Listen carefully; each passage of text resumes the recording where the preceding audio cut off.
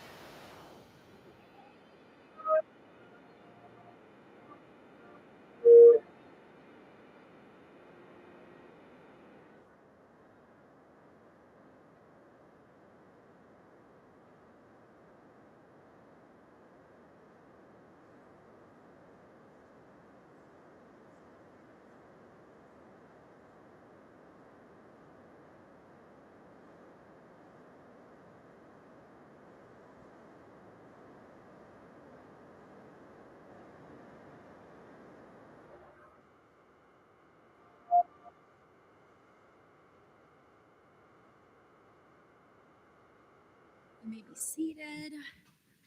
All right. Roll call and verification of quorum. Vice Chair Trainer. Lazo, Present. Herrera, absent. I am here. Cruzat, absent. Kenna, absent. Morissette, Present. okay. Temple, Present. Vorn, Present. Polera, Present. Caringle, Present.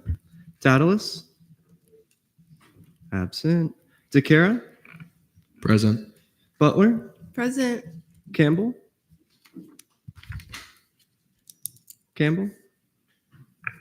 Present. okay.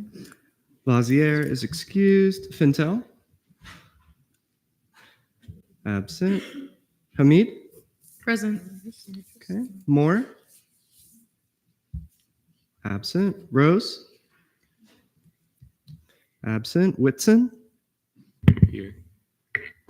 okay. Yera, Present. Quiroga, absent. Carter, absent. Wanjan, Present. okay. Samilo, Present. Humayun, Present. Nadella, Present. okay. Patel, Here. Yalman Chili, absent. Luthra, absent. Acosta, Present. Borges, absent. Duke, Present. Holmes, Present. Donahue, Present. Lacasse, Present. Polera, Present. Pullman, Present. Richmond, Present. Vasquez, absent. Rivera, Present. DeMarla, Here. okay. Matal, absent. All right.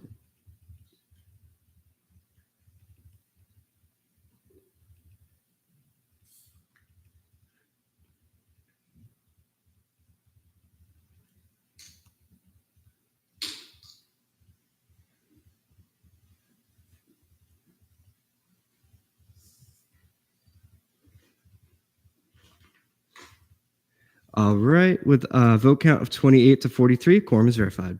Right. right. Thank you so much. Everyone give a hand for Vice Chair Trainer, new Vice Chair in the house. All righty. Approval of the minutes. Take a look at last meeting's minutes. Speaker Holmes. Yes. Oh, my bad. Oh, wait, what's going on? Oh, you weren't in the roll call?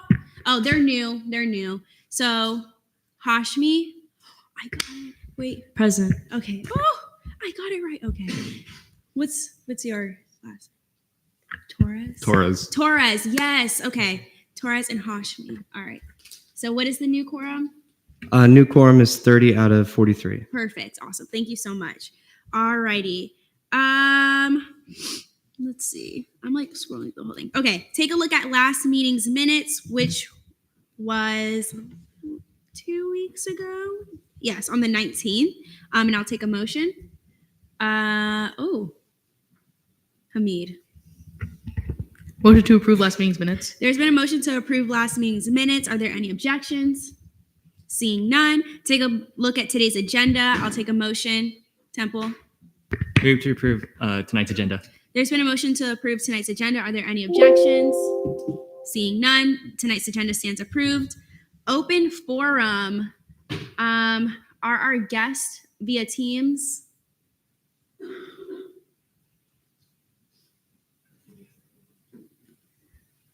If not, we can have Michael come up since he's here already. All right, everybody, please welcome one of our open forum guests.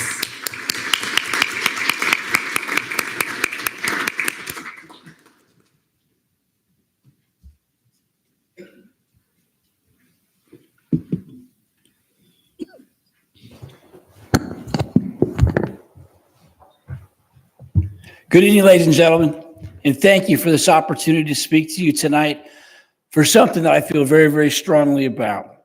My name is Mike Kepner. I'm the director for the Office of Military and Veteran Student Success here at the University of Central Florida. And tonight I come to you to speak on behalf and in partnership with the Military and Veteran Caucus and two proclamations which they've submitted for the month of November. At the University of Central Florida, our office serves over 3,000 military students, active duty, reserve, National Guard, veterans, and our largest population, their family members. Over 60% of our 2,134 certified students are family members who served beside their parents when they were deployed, when they were in service. And that's why we refer to November as the National Month of Veterans and Military Families. Many, many years ago, prior to 1996, it was just the Veterans Month.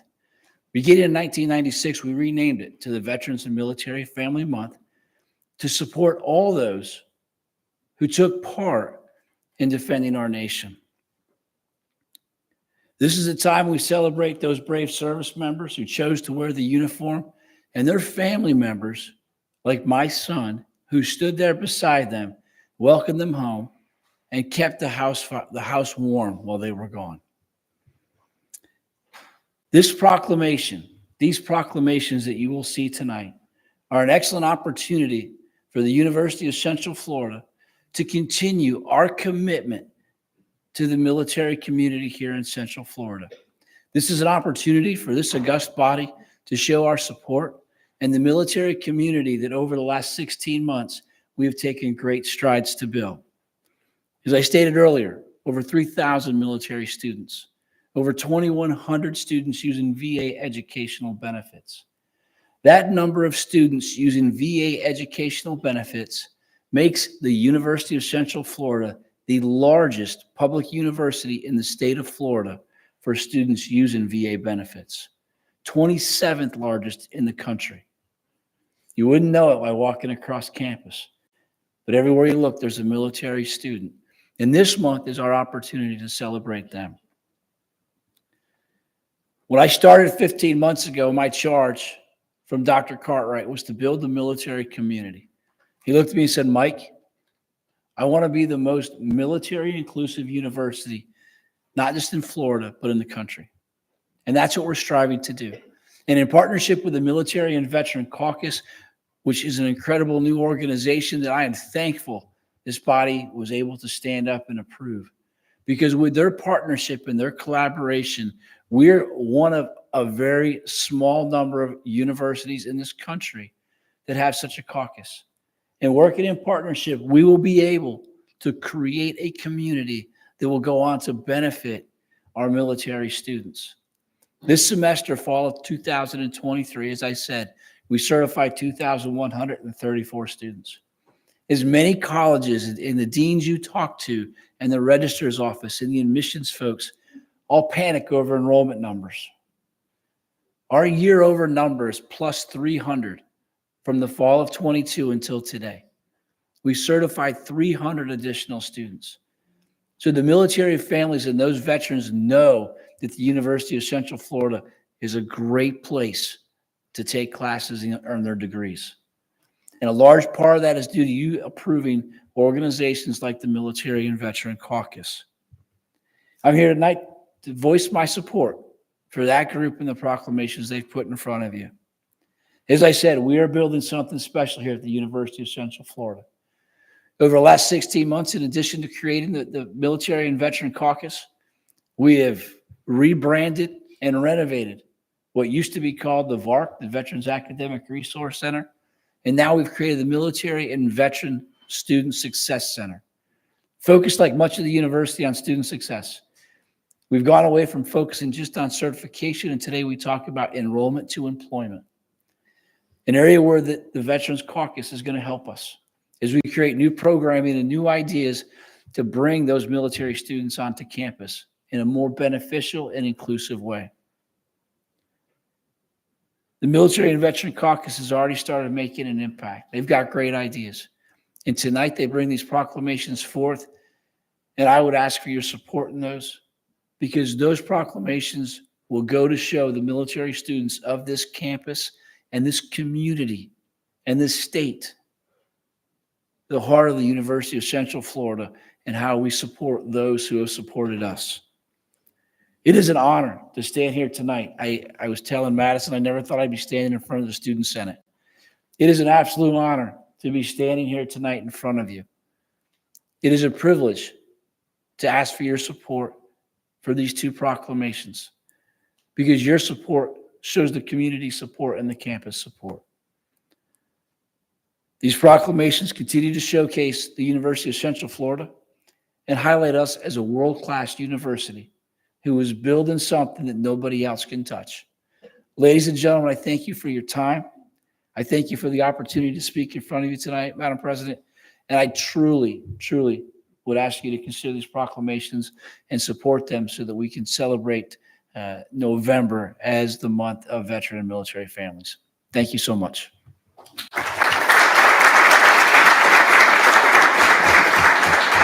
Mr. Kepner, I was going to ask if anyone had any questions for you. Thank you so much for coming out here and being with us today. Were there any questions for Mr. Kepner? Seeing none, thank you so much.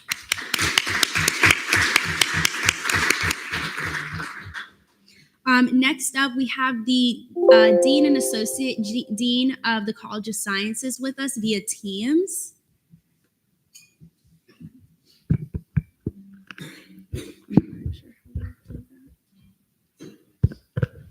But thanks to your hard work and the ELA's hard work, they are here today during open forum to give updates on the College of Sciences and to hear from student senators directly. You had a president voting, Kairos? Oh, Federico? President voting. So noted at 7:20 p.m. Thank you, Kairos. Anyone else? No?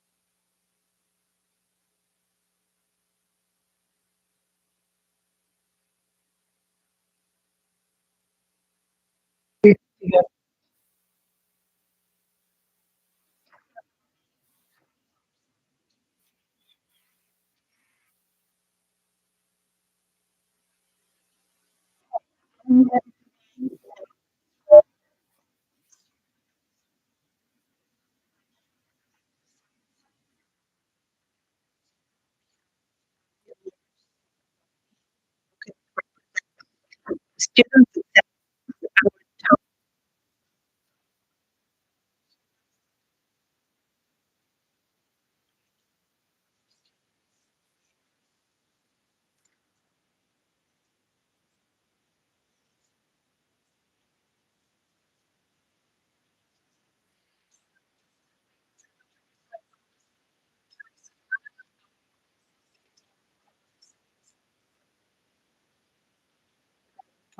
So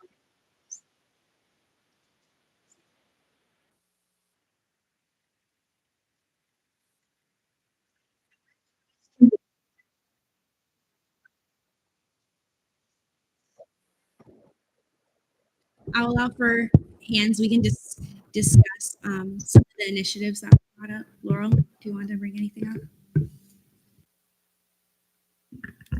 So I guess is there anything we can do to like help with the student advisors? I think it is like the student program that works with you guys. The ambassador program.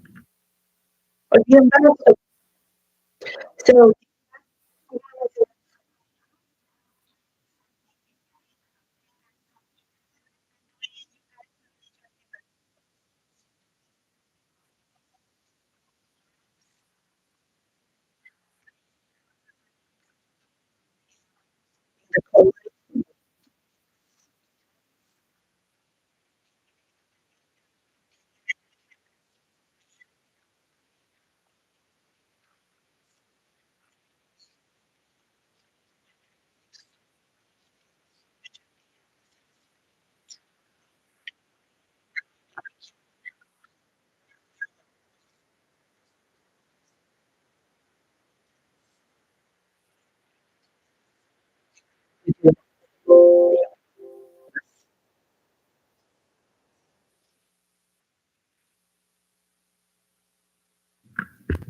So we're currently working on legislation for an internship fair for the College of Sciences. Is there anything you would like to see in this legislation?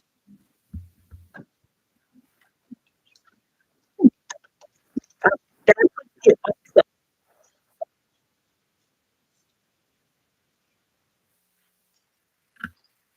I guess is there like any insight you have like with regards to data, with how many like if you've ever done this before or if you haven't, how you think it would benefit or even sponsoring it maybe?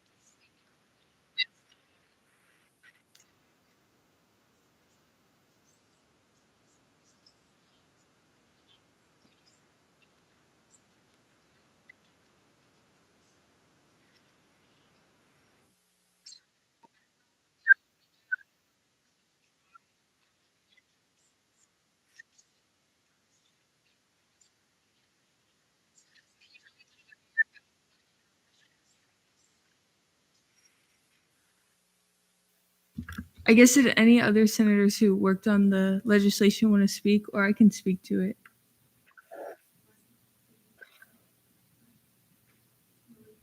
Oh, okay. So our idea behind it was just kind of inviting people within the field because it is kind of broad. The College of Sciences with psychology.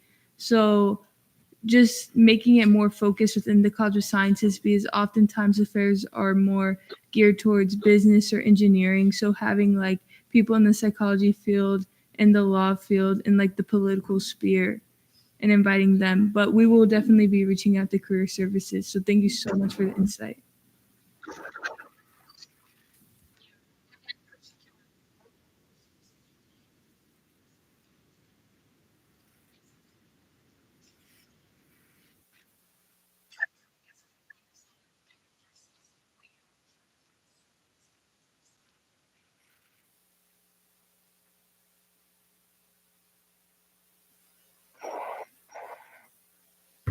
I guess supposed to move off of what Eli Richmond said. Also, good evening, Ms. Dorman and Dean Tomova. I'm a senator for the College of Business, so not necessarily your realm, but I suppose for the ELA or for any of the senators in the College of Sciences, have any of you looked into the invitationals structure? Because it sounds relatively close to what you may be going for.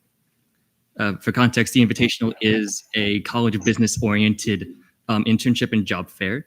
So I believe that should serve as a good structure, or at the very least, good template for the College of Sciences in order to develop something not only for political and legal-based majors, but also those majors that are of neither of those fields, so like biology, chemistry, and the like.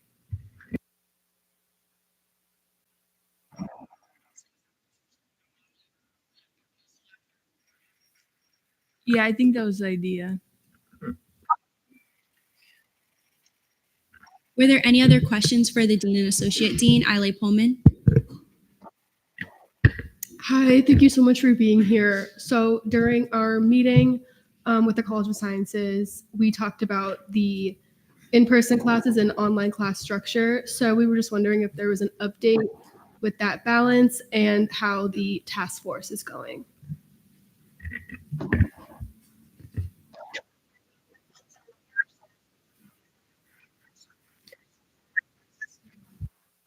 Yeah, I haven't done that.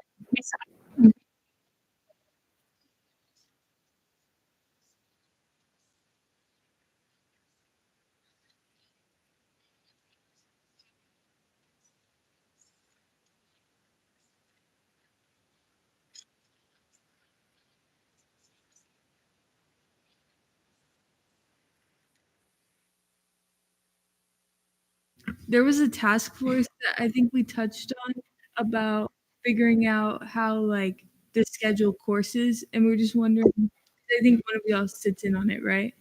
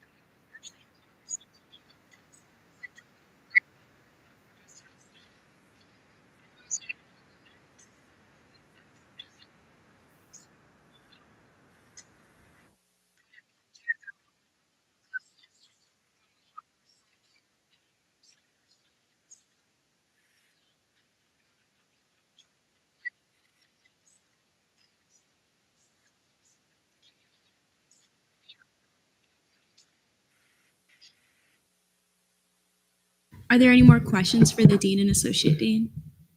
Seeing none, thank you so much, Dean Tomova and Associate Dean Dorman. We really appreciate you guys being with us today, and we look forward to having our spring Dean meetings. You may see some legislation hit your desk if this body decides to pass it based off of our conversations, but we really appreciate the insight that you've given us.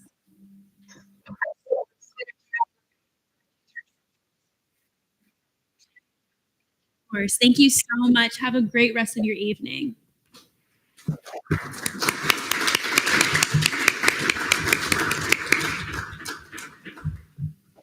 Alrighty. Is there anyone else wishing to speak in open forum? If you'd like to, we'd have to extend it, but no one else? Okay. All right. Thank you so much to all those who asked questions. So announcements from the Student Body President Greenaway.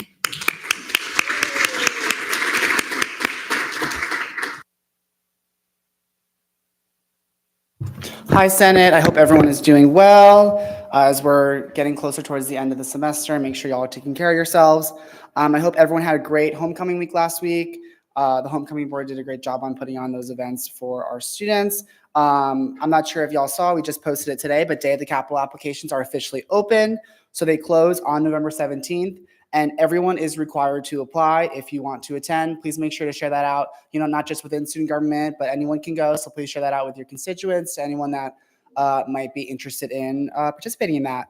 Last week, Colby and I had a meeting with Dean Moore regarding the Performing Arts Center project. So it's kind of been a project that's been on hold for a while. I think they finally reached a point where they know where they want to move forward with it and kind of start reaching out for people to fundraise for it. So it was nice to receive some updates on that. And we hope to see its progress moving forward in the future. I know the assistant dean, I think, came to Senate maybe over the summer at some point, just to kind of update y'all on what's going on there. But if anyone's interested, reach out to me and I can send over whatever information I have.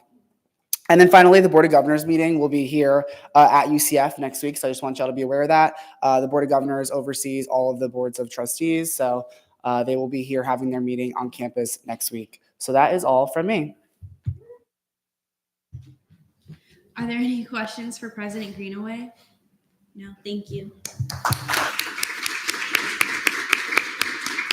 Also, give him a round of applause for getting to law school. Sorry, Brandon. If y'all make accomplishments, I'm putting you on blast on this floor and just letting you know right now. Announcements from Student Body Vice President Smith. Good evening, everyone. I hope everyone had a great homecoming week. Firstly, ATSB will be November 15th at 1 p.m. in the Charge On Chamber. Next, Midnight 5K is tomorrow at 12 p.m. So check-in is at 11:15 p.m. and ends at 11:45. There will be water stations, human arrows, and student cheerleaders. So it's going to be fun. It's going to be at night, just so you guys know, Midnight 5K. With that, I had Faculty Senate this week where we discussed the different phases and steps happening for the renovation of the fourth floor of the library. Faculty Senate was very pleased with the collaboration with Dean Case and with the librarians and faculty. So Dean Case answered all their questions and concerns for the books and renovation. They had about 36 questions and he answered all of them. So thank you, Dean Case. Are there any questions for Vice President Smith? Oh, Herrera, I'm so sorry, I forgot about you. Oh, okay. First, let me get Herrera. President voting. So noted at 7:35 p.m. Morset. Just want a clarification on what human arrows are. So there are people standing up directing them to where they should be running for Midnight 5K. Yara. Thank you. Do you know where the check-in is for the Midnight 5K? I do not, but I can tell you in 2 seconds. Reflection Pond. Are there any other questions? Whitson. Do you get a free shirt? So the first, I think it's 200 people that sign in and register during that time, 11:15, 11:45. The first 200 do get a shirt. So you need to be there at like 10:30, basically. Anyone else? Rose, do you want to go ahead and? Present and voting. So noted at 7:36 p.m. Are there any other questions for Vice President Smith? Seeing none, thank you. All right, Comptroller's report from Vice President Smith. Good evening, everyone. So this is Jeremy Kane's report. So this week we had our first finance office meeting. I will be updating Senate on audits in future meetings. If there are any questions in regards to ANSF or any other fiscal issues affecting student government, please let me know, and I am here to help. With that, CRT balance is $370,330.31, 1.83% reversions. FAO balance is 135 to 44.53, 0.01% reversions. Are there any questions regarding the Comptroller's report? Seeing none, thank you, Colby. Attorney General's report, A.G. Moore.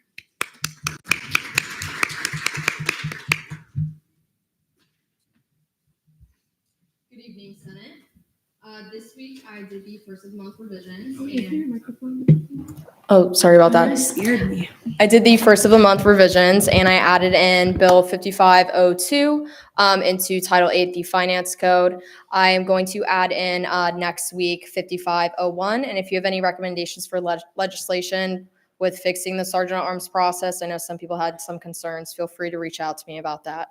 And I also issued a opinion today about the restrictions pretty much or the opportunities that senators have with sign-over positions.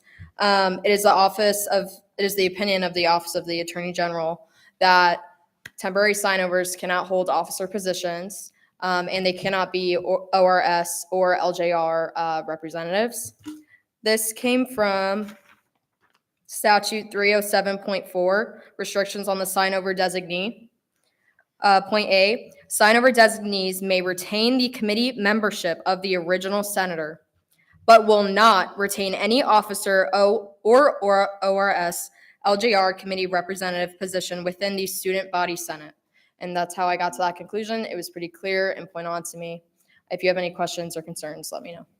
Are there any questions for Aging Moore? Seeing none, thank you. All right, Cabinet Forum, Chief of Staff Sabrino.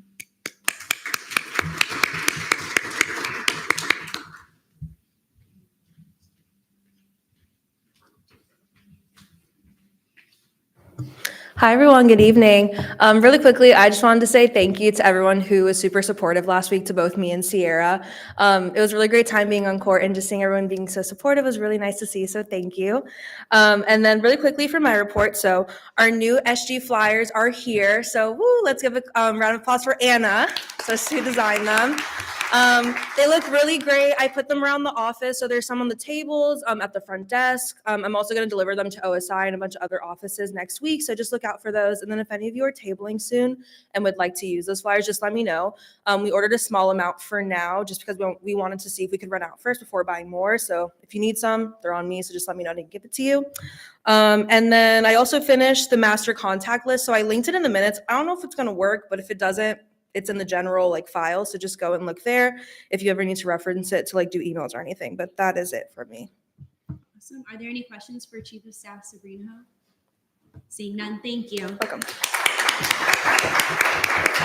I'm also doing everyone else's report. Oh, okay. Yeah. And for Deputy Chief of Staff Peter Pham. Okay. So I'm just going to read what Peter wrote in the minutes, but some updates about SGLC. So it's going fantastic, he says. They've gotten the chance to meet all the branches for SG. And yesterday they also got to meet Dr. Frame and learn all about her life journey. New mentors were released today, so please expect an email soon. I'm pretty sure the email went out already, right? Yeah, okay. The email went out already. And if anyone doesn't reach out to you, any of the mentees, just let one of the SGLC coordinators know. Other things that have happened recently is the ACE character book parade. So he went last week with Elijah, our athletics coordinator, as well as, where's the other one? Oh, coming up on the 16th of this month is the sleep out. So we talked a little bit about it back in August, but essentially UCF Downtown is hosting it. It's awareness for homelessness, essentially. So if anyone is interested, please reach out to Peter. That'll be on the 16th. And that is it from him. All right. Are there any questions regarding the Deputy Chief of Staff report? Seeing none. The Director of Student Affairs report. Okay. Hey. Okay, this one's pretty lengthy, so just give me a second. So the Division of Student Affairs has been super busy. As far as what Brianna has been working on, she's been working on the final touches for Winter Wonderland planning, which will be next month, so look out for that.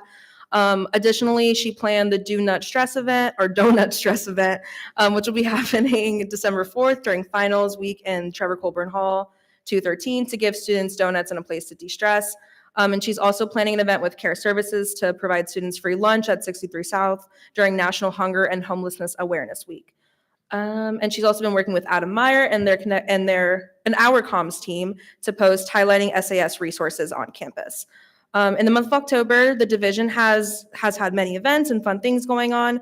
Christina had her Nights in the Know event, which had an amazing turnout and such an overwhelming amount of students, and as well as Orange County came and they talked about Narcan. They taught students how to use Narcan as well as passed it out.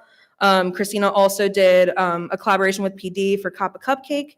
And lastly, she also did an event with UCF victim advocates for Purple Thursday on the 19th. And then Sydney also has her Green Assembly events bi-weekly. One is next Monday as well. And the Sustainability Fair happened as well, which was a great turnout and event too. We ran out of all of the things that we purchased. And then Elijah has been busy with the Big 12 football season. And he's been able to collaborate with UCF Athletics for making a basketball promo video and a bunch of other things.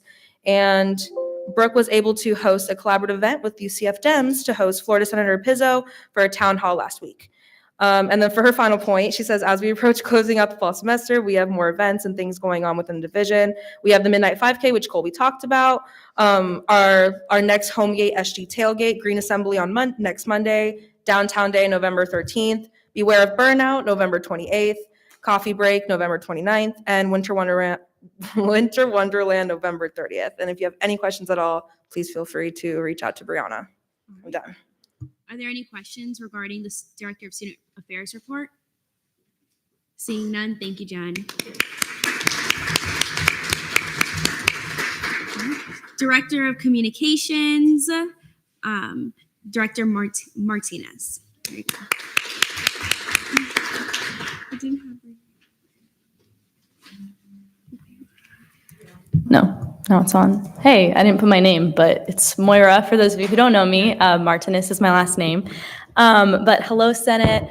Happy Thursday. I also put Wednesday. This is crazy. It's been a long week. I'm sure you're all facing your finals just like I am and prepping for the next few weeks, as you can tell in that report. But communications is working to get out the content for the remainder of the semester. We still have quite a few things going on.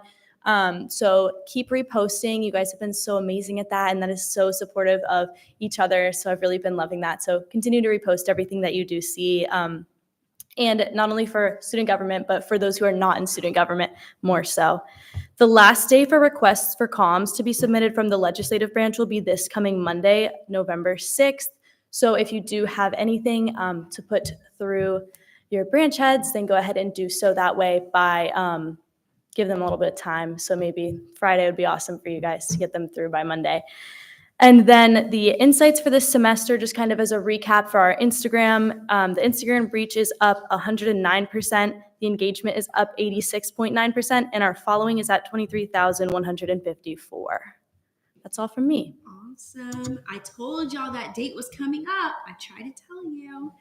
Are there any questions for Director Martinez? Seeing none, thank you, Moira. Alrighty. Digital Media Coordinator, Coordinator Benitez.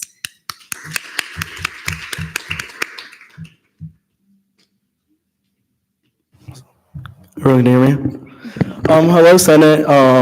First off, thank you for having me. I know coordinators usually don't speak up here, but thank you for having me. For those who don't know me, my name is Jerry Benitez. I am the Digital Media Coordinator for the Executive Branch. So hopefully everyone has met me by now. I'm just here to announce my event that's coming up on November 14th from 11 to 2 p.m. in the Egmont Key Room, which is I wrote it down here. Room 224. It's behind Key West.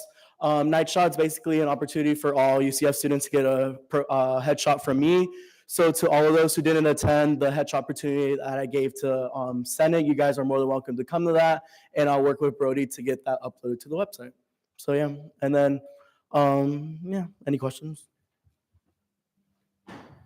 Seeing none, thank you so much, Coordinator Benitez. All right, announcements from the Chief Justice Silva.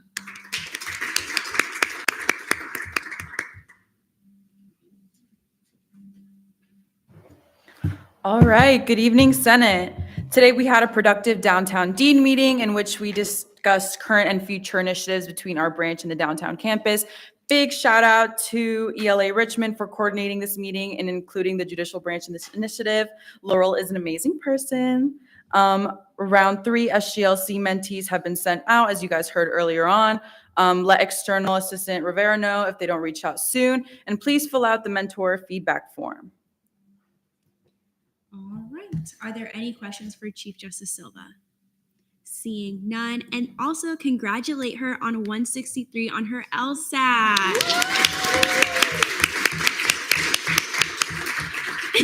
Don't tell me anything if you don't want it blasted. I'm telling you right now. I'm just so proud of everyone. It makes me happy. All right. Announcements from Supervisor of Elections, none. Oh, you want Scholarship Committee first? Okay. Is there a motion to skip announcements from ASNF real quick? They asked for it. Okay. Announcements from the Scholarship Committee, Chair Blanco. Hi, you guys. Oh God, that's like really loud. Just a few updates from me. We've had a really productive month over at Scholarship Committee. So basically what happened was we had all the departments who reached out to me. I personally invited them to come to the committee and present their potential scholarships. This is where the committee was able to discuss, talk about it, and then vote on them.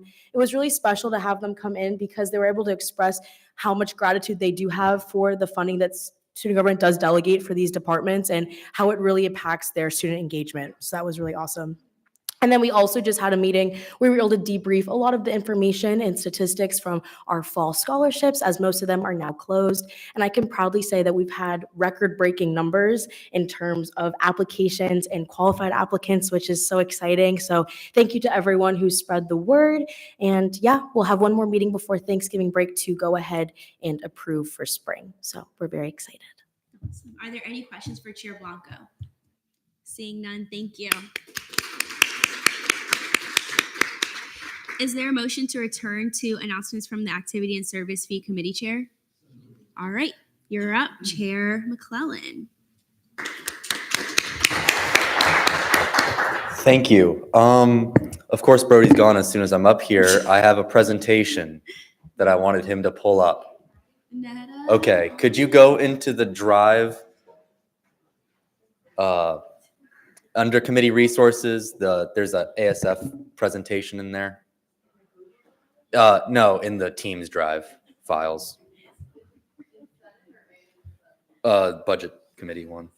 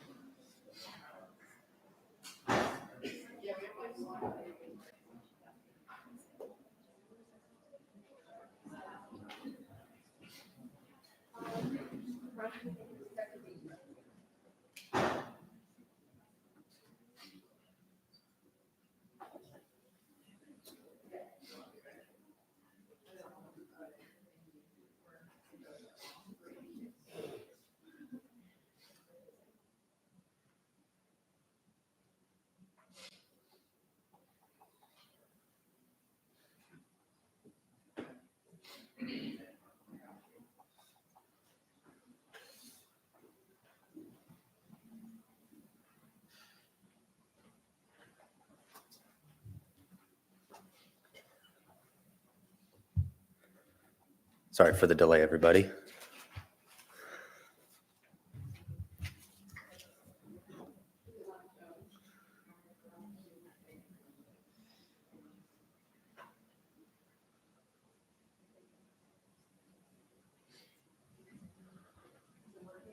It is.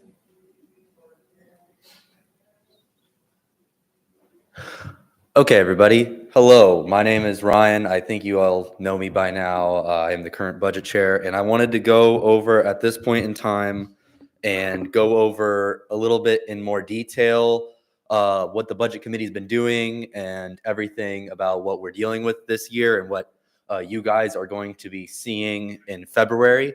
But we'll probably be hearing about a little bit earlier once the budget hearings are taking place in December. So essentially,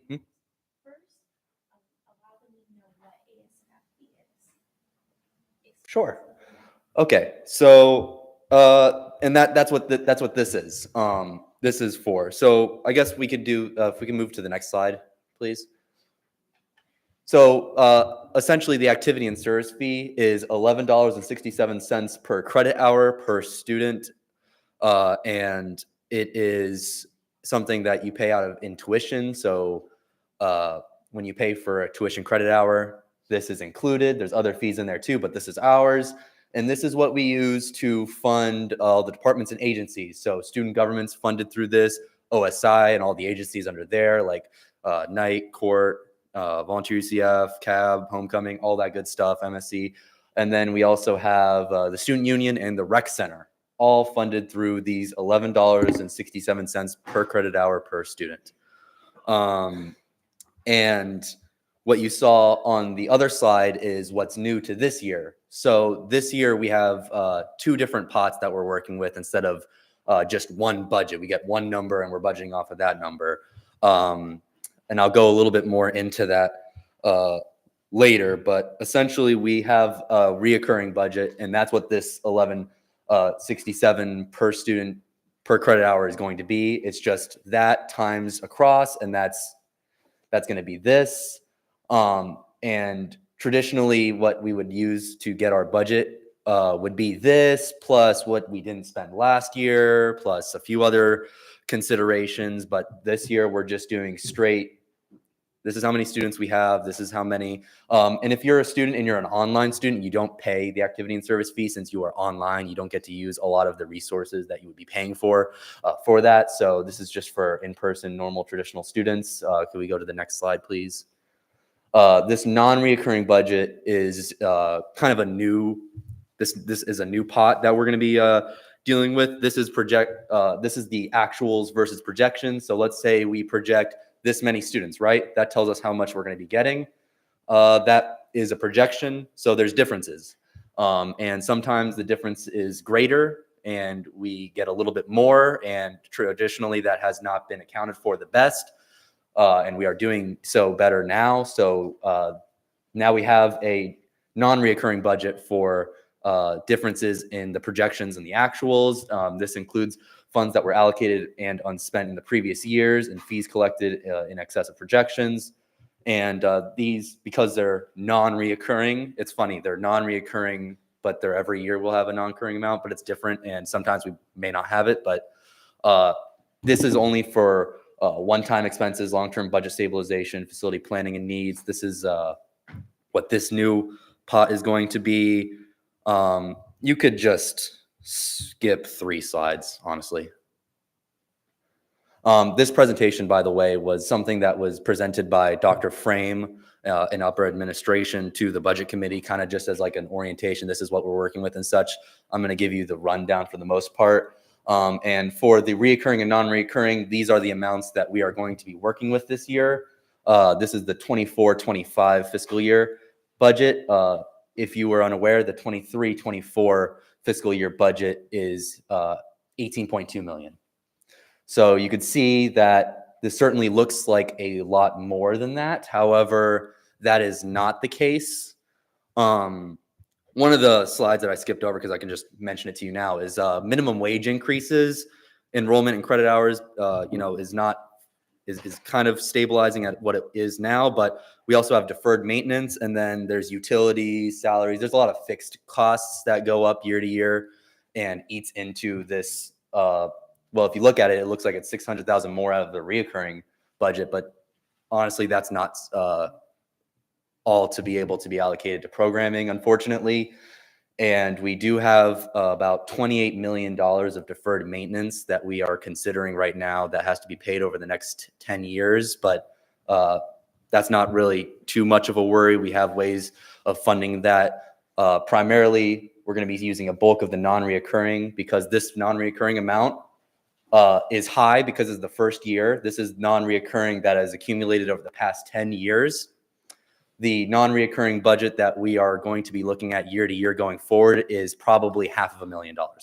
So with this one huge expense, we're going to get a leg up on that $28 million, and we're going to put about 5 of it, or somewhere in that amount, whatever the committee decides at the end of the day, into paying for that, so we don't have to worry about it. And then CITF funds hopefully will pay for the rest of it. Ideally, we'll see about that. But most of the non-reoccurring is going towards that. And then reoccurring, as I mentioned, we have minimum wage, we have salaries, we have utilities. And I've been speaking a lot with people in the business office. I've also been speaking to other administrations, the directors of the union and the rec center, all to figure out what these numbers are as best as I can. And it seems that it will be most of the excess money, or most of the additional money we're seeing this year, if not maybe even a little bit more. So the budget committee is going to be meeting tomorrow at 1:30 p.m. here in the chamber, and we are going to discuss what we are going to, what our path is going to be to try to make sure that we can afford all of the things that have to be paid for while not having major budget cuts that impact programs like homecoming. I know over the past few years, events have been moved out of the arena that were once in the arena. The quality of other programming around in our agencies has not been able to be at the same level as it once was. And we want to make sure that we are preserving those as best as we can. So that's pretty much where we are right now. I wanted to let you guys all know I'm going to be sending out budget packets to all of the agencies and departments on Monday. And the committee will work with all the agencies and departments to get what their budget requests are going to be for this year. And we'll let them know what we've decided on whether we're going to be requesting, or we're going to be asking them if they have one-time expenses that they would like or not, depending on how we best think the course is to keep funding. So at this point, if there's any questions on that, if there's anything I could do to elaborate at this time, please. Are there any questions regarding the presentation, regarding the budget? This is really important because you guys will be passing a over $18 million budget in February. So if you have questions, this would be the time to do so. And if you don't, you can email Ryan as well. Yeah, feel free to email me with any questions, or if you hear any of your constituents or at all any confusion, please refer them to me. There was a little bit of confusion on, for example, they believe that the fund that we used to fund CRT travel was used for Senate members to go on cruises, which is just not true. So yeah, you and me both. So if that was true, that'd be crazy, but it's not. So if you hear any crazy things like that, please feel free to refer them to me. And if you have any questions ever as well. Vice Chair Lazo. Is there any way that we can get a copy of this presentation linked in the agenda, just so we can be able to look back, or is it going to be posted? I don't know if it's a question for you or somebody else. So I think it can be done. I don't know how to do it, but somebody can make that done. Yes. Thank you. All right. Thank you. Are there any other questions for Chair McClellan? Seeing none, thank you.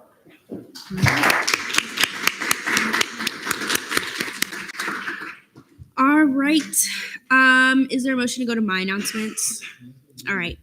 All right. Hi, guys. Reminder that the last day of our fall meeting is November 30th. After that, good luck on your finals and enjoy your month break off of Senate. I'm not saying don't text my line, but I also am saying it at the same time. I'm looking at certain people. I'm just kidding. No, but if you do need anything urgent, please let me know. But please take December as your break, unless you're sitting on the ASNF budget committee. But please do so.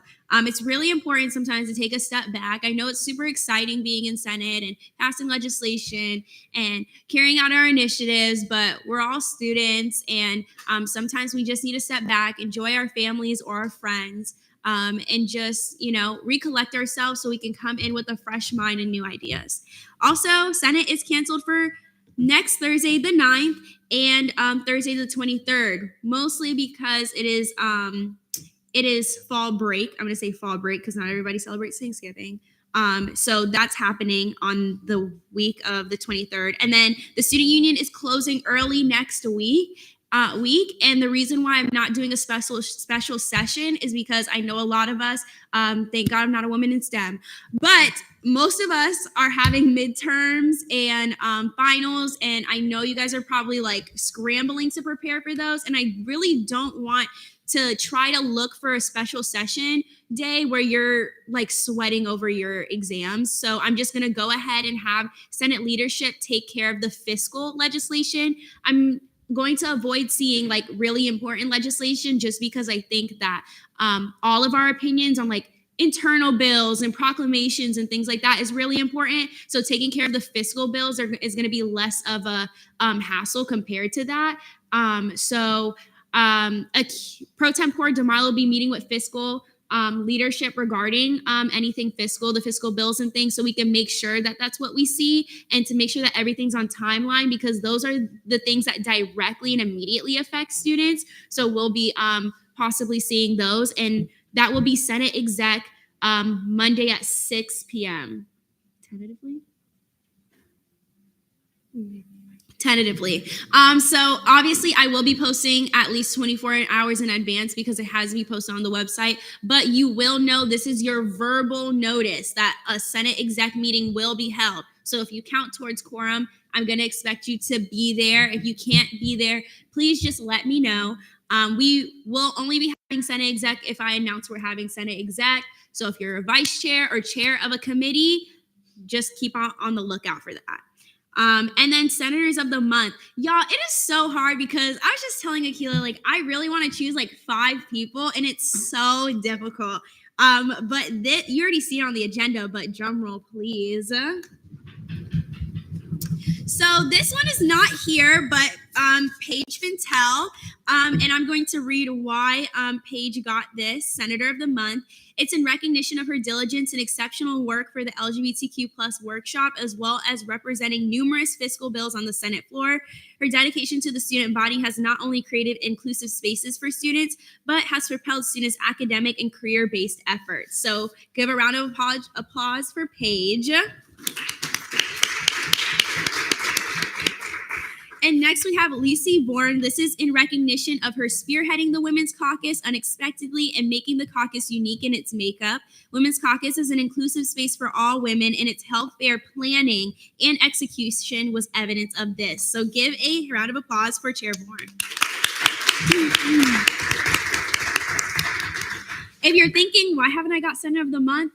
You're probably on our mind, and we're just waiting to give it to you. So we're excited for next month, but these are for you. Lisa, if you want to come grab it now or you want to grab it after, you're more than welcome to. And then I'll reach out to Paige to come get hers. But you guys all work hard. We noticed it. This is the first vice chair that got it, so vice chairs, be on the lookout. But yeah, are there any questions regarding my announcements or anything like that? No overall questions or anything? Okay. All right. Internal Legislative Assistant Report, ILA Pullman. Hi, everyone. So at this week's SGLC meeting, we had Dr. Frame come in and speak to them about her experience with leadership and give them some advice. And it was a great meeting. Always amazing to have her come out and make time for us. Last round of mentees have been released. So let me know if you have not reached out to them. If it's easier for you to just reach out to me, that's totally fine. And then we'll be making decisions for our committee soon. So how SGLC works, for those of you who don't know, it's just like basic general SG for the first semester. Next semester, they get dispersed into each branch. And so we have to make those decisions. So I'll be in contact with those of you who have had mentees to make those decisions. And part of that is the feedback form. So please fill out the feedback form and I will have that in the leadership channel. So that's it for me. All right. Are there any questions for ILA Pullman? Chair Samillo? I know that during the retreat, you talked about reaching out to people who weren't SLC. When do you plan on doing that? You're asking when I'm reaching out to SLCers? Yeah. So you said that the people that were in SLC last year, you were going to reach out to them about like how SLC works since you weren't in it. So when do you plan on reaching out to them? Soon. It'll be soon. Are there any other questions? Seeing none. Okay. External Legislative Assistant Report, ELA Richmond. Huge thank you to the College of Sciences Dean Tomova and Associate Dean Dorman for speaking tonight at Open Forum. We look forward to hearing the more deans. And then the downtown dean meeting was today, went very well. And then the last dean meeting is next week, so that's kind of exciting. And then be on the lookout for a message from me again, asking you to fill out a Google form. Please do that. And then please complete your college legislation if you have not already. Thank you to everyone who sent it, but if you're in the College of Medicine, Creole, or Rosen, please send it. Not her calling y'all out. Kind of embarrassing. I'm just kidding. Are there any questions for ELA Richmond? Seeing none. Oh my gosh. I almost forgot. Should I tell them about Dr. Dosal? Or okay. Yeah. So in regards to what Laurel was stating, I've been in contact with Dr. Dosal. And so essentially, administration is really looking forward to what happened. Oh, perfect. That's great. Thank you. So Dr. Dosal is a senior vice president for student success. And I ran into him at the Constellation Society. And I was just talking about, everything that Senate has been doing. And he was like, please send me any legislation regarding the colleges. Like, I would love to hear about it so that I can talk to the proper people. And so I'm just going to read the email because you can literally public records request me. So I'm just reading the email out loud. So it says, Sierra, thank you so much for taking the time to share with me this additional information. This is COBA's legislation, by the way. The proposed resolution is very telling and compels me to pursue immediate solutions to an impediment to student success. I hope that we will soon have a chance to meet and discuss our plans in greater detail. Therefore, College of Business, you doing the thing. But yeah, essentially, like, I just want to applaud you all and ELA Richmond for the communication that you've been keeping and for working so hard during the retreat, because individuals who sit in very high positions are looking forward to the legislation, whether obviously you pass that or not. Passing legislation is important, but also not passing it is very telling as well. Just because feedback isn't always positive doesn't mean that it isn't constructive, So whether you choose to pass the legislation or not is very important to deans, and people like the senior vice president of student success is very important. So I'm looking forward to Pro Tempore DeMarla and I are looking forward to seeing the legislation on the floor and for you to submit it. Remember that you represent colleges and not just like, obviously you represent colleges. So make sure that you're doing the work for your colleges as well as the people that you represent. So I remembered that because ELA Richmond mentioned the college legislation. Thank you for that. So if there's any questions regarding my conversation with Dr. Dosal, or are there any questions for ELA Richmond's report? Seeing none. Oh, wait, so somebody, nobody? Okay. All right, great. Senate President Pro Tempore DeMarla. Hi, everyone. I hope you all are doing well. I apologize. I have a very long announcements to make. So as the semester wraps up, Speaker Holmes, D-Leg Morissette, sorry for my voice, I'm also recovering, and I discussed what we want the legislation timelines to be. Additionally, I worked with Speaker Holmes to budget the money we have remaining for the semester and also the session and our goals for caucuses, retreats, and banquet. Speaker Holmes and I will be having a meeting with faculty, Senate Chair King, to discuss the use of AI in the classroom. Additionally, if you don't already know, I sit on the Student Advisory Council head by Vice President Guzman for Diversity, Equity, Inclusion, and Vice President Dr. Frame for Student Success and Wellbeing. So I wanted to give some updates on that. To reiterate, student success and well-being is the #1 priority of the Unleashing Potential plan that UCF has established. Some of the projects that the Ginsburg Center oversaw recently includes using the revenue they made to soundproof some classrooms to help with distractions with individuals that may have disabilities related to that. Last year, we worked on some projects, and one of them was allergens among the student body. We worked on a survey and received our results. regarding what allergens the student body has. And then we sent them to business food services. Additionally, this project made even more progress with an addition of a station at 63rd South is the name of the dining hall. Next fall, that cooks without the 9 most common allergens. I know that's something that SBA has been working on recently, so I'm really glad that I'm able to provide that insight from SBA to the committee and see how we can collaborate in that sense. Some of the other projects we worked on last year and will continue to work on includes an anti-hate campaign, translating UCF tour guides in other languages, and a DE&I ambassadorship program called Odyssey Ambassadors, which was the project that I sat on. So just to give some insight, hopefully it's going to launch next spring. But this program's goal is for members to enrich the UCF student learning environment, develop culturally relevant leadership skills, impact their surrounding community through service, and serve as a model for inclusive excellence. Obviously, with stuff going on in the state legislature, I don't know exactly what aspects of the ambassadorship program we're able to maintain, but the fact that it's going to be a student-led ambassador program and where we get the money from nothing will really much have to change. So I'm really looking forward to that. And then beyond that, we have started working on some new project ideas.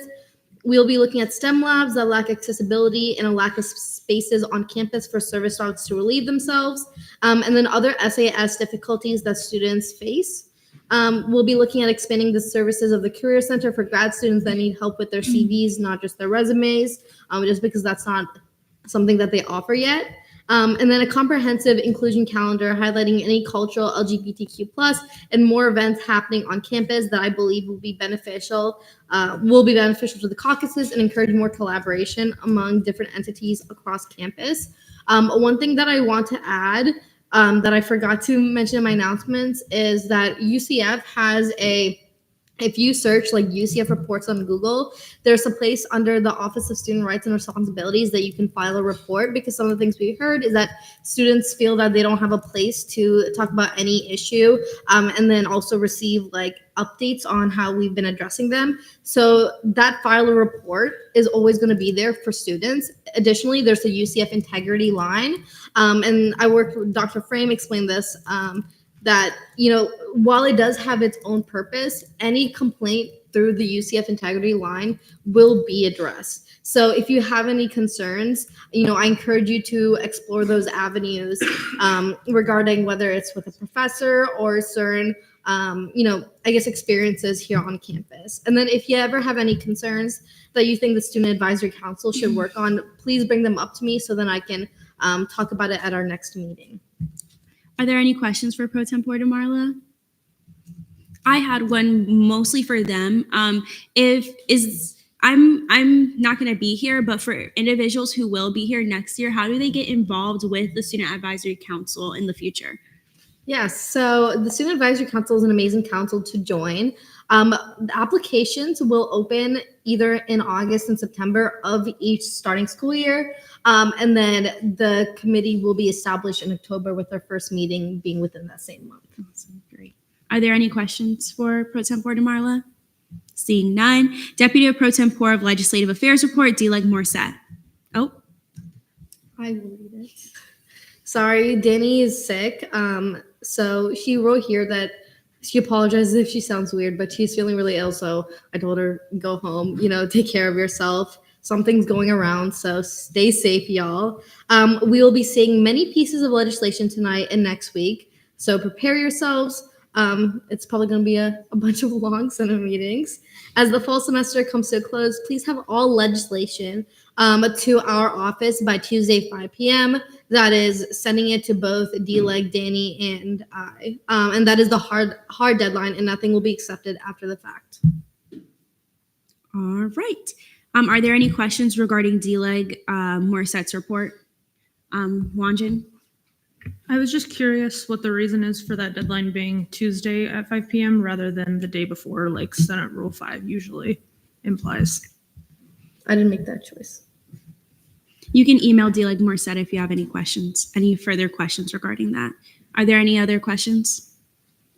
Seeing none. Deputy Pro Tempore of Senate Relations Report, D. Hall, none. Caucus reports, APIA caucus, Chair Patel.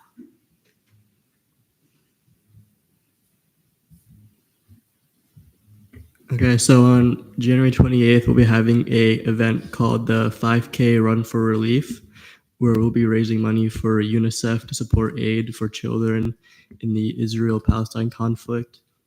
So if you're interested in running the race, you can fill out the form I have in my announcements. The fee is $10, which will be going directly to UNICEF. And if you want to volunteer for the event, please send me a DM with your phone number also, because we have like 5 active members in our caucus, so we can't do it like alone. And that goes for SGLCers too. Are there any questions for APIA caucus? Seeing none. Black caucus, none. Disability caucus, none. Line Hispanic caucus. Oh, my bad. You had something? Oh, yeah, it's not, but go ahead. I'm sorry, y'all. I typed that like 5 something. I don't know why it's not pulling up. But I'm gonna keep my team brief. Hi, take care of yourself, eat your veggies, drink your water. We're meeting up next week at 9 a.m. Come join us. Thanks. All right. Are there any questions for Chair Daedalus? Oh, Temple. Question for you. Myself? Was Chair Daedalus ever called present in voting? Oh, and you did your announcement?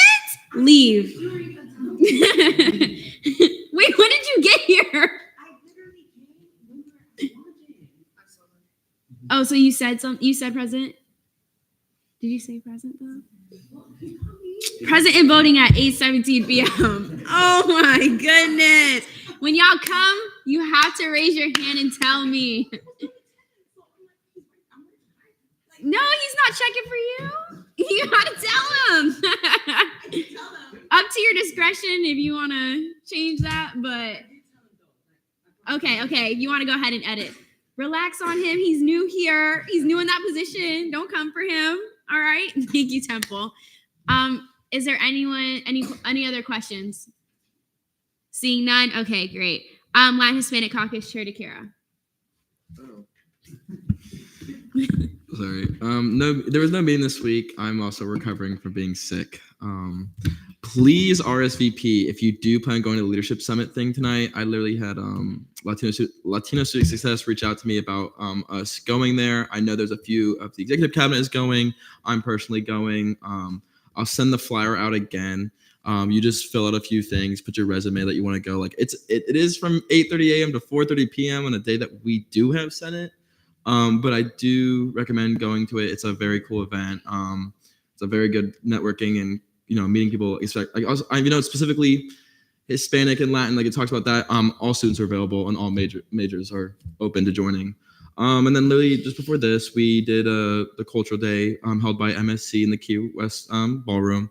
It was nice. The food was good. And additionally, I will be able to speak at multiple transfer orientations the following weeks, so where I will personally talk about my transfer experience and my work with student government and what it offers and how transfer students could hopefully join student government. So if you guys have any things that you want me to tell these transfer students, like please let me know, because my first thing is like tomorrow and I speak in front of like 500 kids. So Laura has DM a me. PowerPoint. Huh? Laura has a PowerPoint. I can't give A slide? No, but I just give me like FAQs, like frequently asked questions, and like if they're gonna ask me, like I can give them a bunch of different like I can refer them somewhere. Okay. All right. Are there any questions for Latin Hispanic Caucus, Chair DeCara? Seeing none. LGBTQ plus caucus, none. Women's Caucus, Chair Bourne.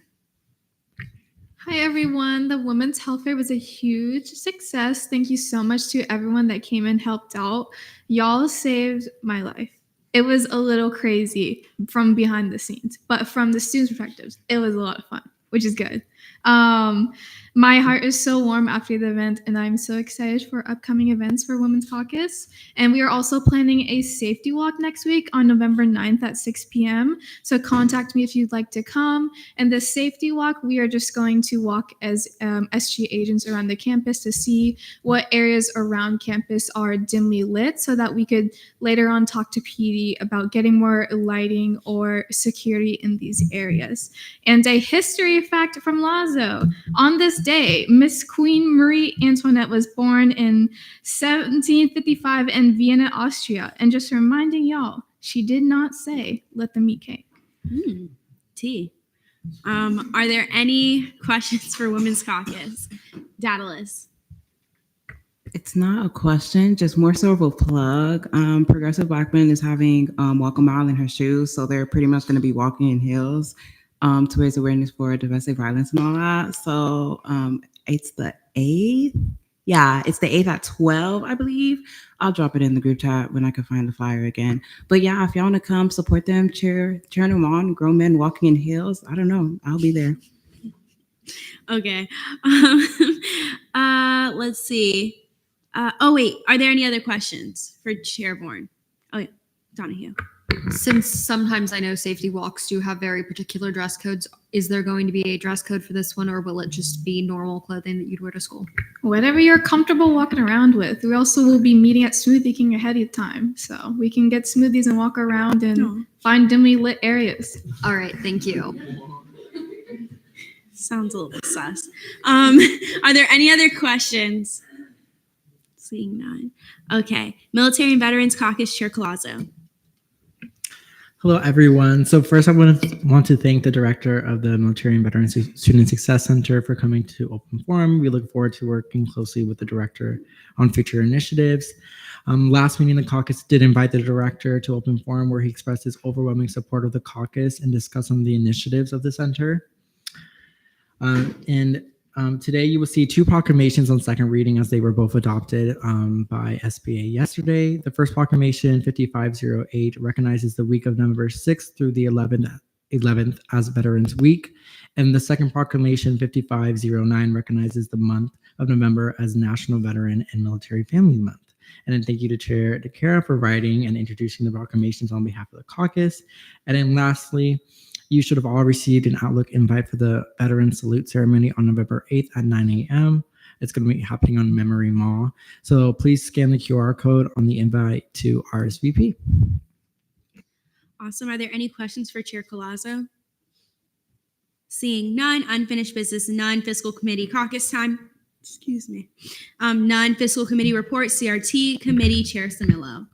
Hi, everybody. So in committee on 1030 in old business, we approved allocation 55269 and 55274. In new business, we approved allocations 55269, 274, 275, 276, 277, 278, 280, 281, 83, and 84. And we postponed allocations 279 and 282. Bills, we approved Bill 5523 and denied Bill 5524. So that therefore we approved 12 allocations, one fiscal bill. We postponed 2 allocations and 1 fiscal bill was denied. I also want to thank the members of the Student Government Finance Office meeting that was held on November 1st at 9 a.m. I know that was a struggle considering it was right after Halloween at 9 o'clock in the morning, but I'm extremely grateful to say that I'm the vice chair and that you guys are willing to trust me to hold this position. I can't wait to work with you all very closely, as well as Comptroller Kane, to get this auditing going. I also wanted to thank my parents for always watching the Senate body, working hard every Thursday night. So everyone say hi to my parents on the cameras. Hi, parents. Thank you. We love you. And that's it. Let's give a round of applause for another vice chair.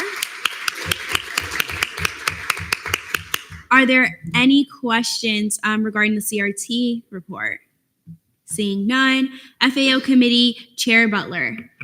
Hi, everyone. We approved 55, 57. We tabled 55, 56, 55, 58 with a vote count of 6-0 to 1.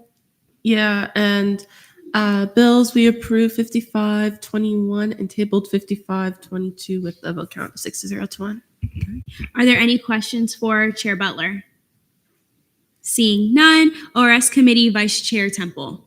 Good evening, folks. Happy belated spooky day. Of course, not Tyler. I don't think he would wear one of these things anyway. But he is out on sabbatical, and ORS, I am here. And ORS is finally finishing off its backlog from the summer.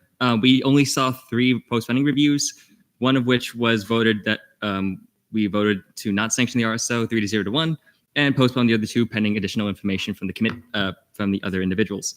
We had a particularly short meeting on Friday because Spirit Splash. But we should expect a longer meeting next week. Sorry for anybody in ORS, myself included. No history fact, that is postponed until GAP, but I will say daylight savings ends this Sunday. We will be getting an additional hour of sleep. Bad news, if you have any manual clocks, you have to kind of fix those at 2 a.m. So that's going to be a bit of a trade-off. In any case, I yield back.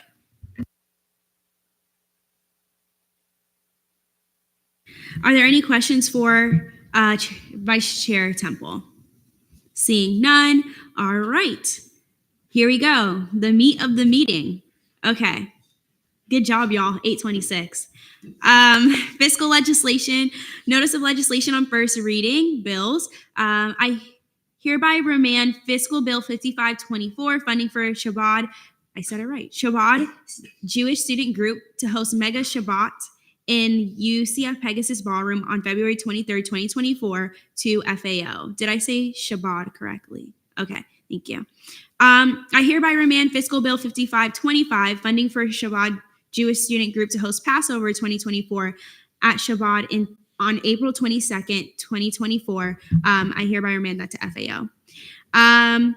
Fiscal Bill 5526, funding for Ross Rampage to host Ross Rampage at Trinity Preparatory School on January 27th, 2024. I hereby remand that to FAO.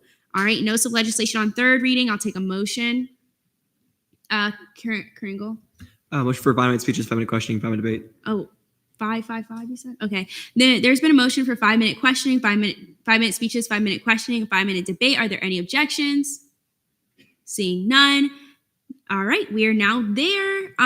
Fiscal Bill 5519, funding for 12 members of the Forensic Science Association to travel to the American Academy of Forensic Sciences Conference in Denver, Colorado from February 19th, 2024 to February 24th, 2024, introduced by Senator Donahue. Senator Donahue, you have 5 minutes when you're ready. Is this your first legislation? Your first fiscal bill? No, technically yes, since it's on third reading, but the RSO is here again. Awesome. And they wish to speak again. All right. So You I have yield the remainder of my time today. Yes, great. Thank you. You have 5 minutes when you're ready. You can come up here to the podium. Donahue, good job as well. I just noticed that too.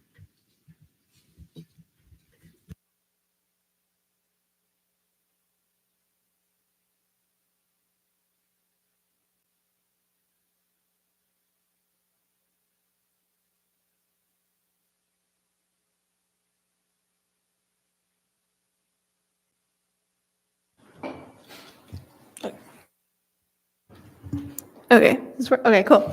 Hi, I'm Brooklyn. I'm the president of the Forensic Science Association. This is our second time being here, so you may know me, but hello. So this is our presentation for the bill of the Forensic Science Association. We take an annual trip to the American Academy of Forensic Science Conference that happens every year. Thank you. So what is the AAFS? It's a conference that happens every year. This year it will be in Denver, Colorado. It's just the largest forensics gathering just in the nation where you can collaborate, learn about forensics, and network with professionals in the field. So overview, it's in Denver, Colorado this year. The dates of the conference is February 19th to February 24th. However, we will be flying in on the February 20th and flying out Friday night on February 23rd.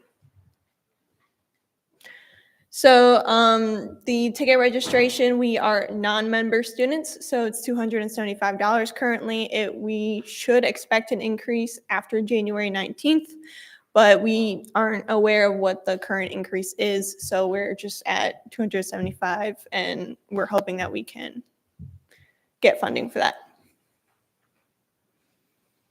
So travel, we would be leaving Tuesday night on February 20th, and we would be leaving Orlando on February 20th, getting there at night, and then we would be coming back on an overnight flight. We would be leaving Friday night on the 23rd and be coming back on the 24th in the morning.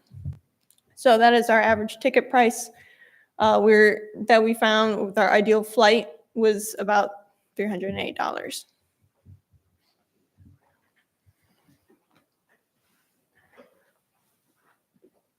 Next.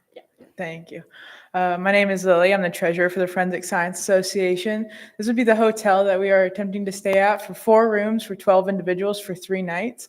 The individual price is $249 a night plus a $25 extra person fee, adding up to $3,288.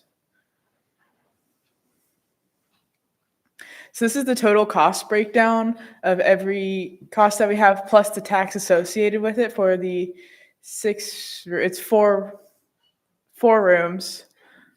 Yeah, I don't know why that did not didn't update the total cost and the tax. So equal up to $3,432.67.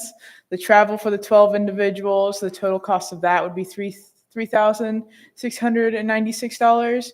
The conference fee, which would be $3,300 for the total cost of $10,428.67. So the requested funding would be 50% at $5,214.36. Yep. Go ahead. So this isn't the exact updated version of the presentation, but it does not change our numbers at all. It's supposed to be a hotel for 4 rooms. The cost is the same. We just forgot to edit that. And the tax for the conference fees is actually none. So it's no longer unknown. All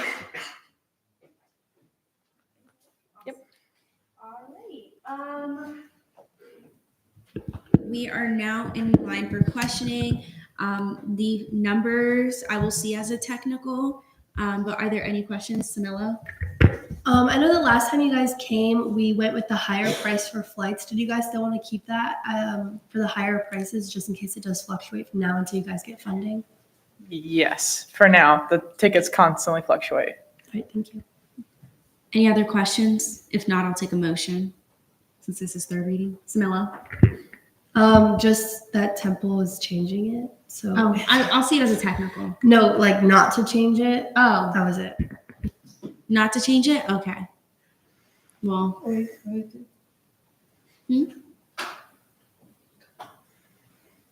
Yeah. Are the numbers or were all the suggestions accepted, Brody or Netta? They were. I think we're not supposed to accept them, right? Which one was the higher number? Sorry, we accepted Kylie's changes that I believe you said to see as a technical. Did not accept Ethan's. He removed his. Okay. All right. Since that's the case, and if there are any questions, I'll take a motion. Temple? Move to debate. There's been a motion to move to debate. Are there any objections? Seeing none, we are now there. Are there any senators wishing to speak in debate? Pro Tempore. Everything in this fiscal bill looks good. I think Kylie did a good job of making sure that these numbers are updated. I lied. She's changing one of them now. So after we accept it as a technical, hopefully, I think it will look great. But she's doing an amazing job.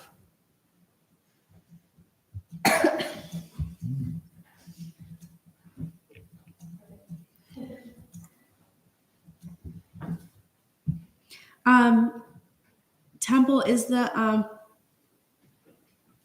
purchase form date correct and the unspent reversion correct as well? Date? I believe so. I can double check that. Okay, thank you. Because Tyler's usually super on it. I don't know the date. I don't know the days or the timeline.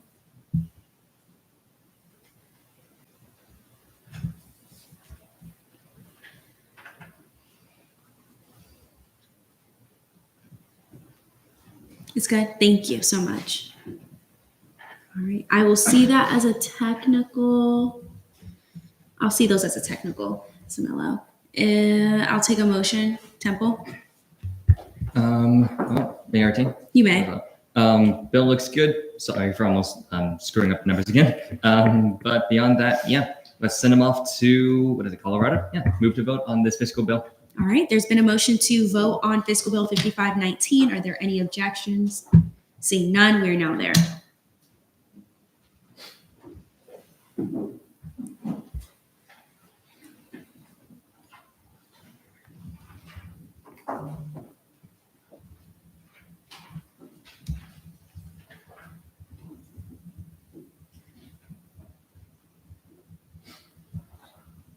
All right, with a vote count of 30 to 0, Fiscal Bill 5519 passes on third reading. Congratulations. Thank you. Thank you. All right, notice of legislation on second reading bills. Is there a motion, Temple? Move for 5-minute speeches, 5-minute questioning, 5-minute debate. There's been a motion for 5-minute speeches, 5-minute questioning, 5-minute debate. Are there any objections? Seeing none, we are now there. Fiscal Bill 5521, funding for Vietnamese American Student Association to host TET Lunar New Year show at UCF Pegasus Ballroom on February 17, 2024, introduced by Senator Yetta. Senator Yetta, you have 5 minutes when you're ready. I'll be yielding to the RSO. All right, the RSO may come up to the front.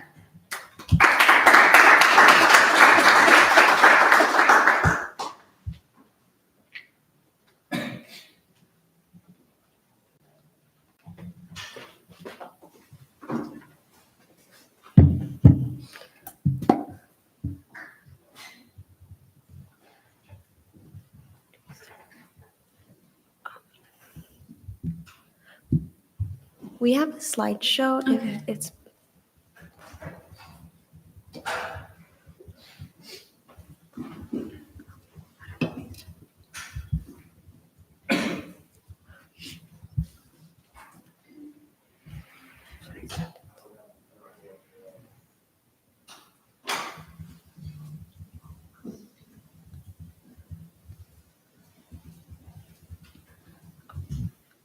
I can share it if you. Yeah, can I get the email, please? Yeah, the email is brody.taylor, BRODIE .TAYLOR at UCF. Yeah, DRODIE.Taylor at UCF. at UCF.edu, yeah. Okay, thank you.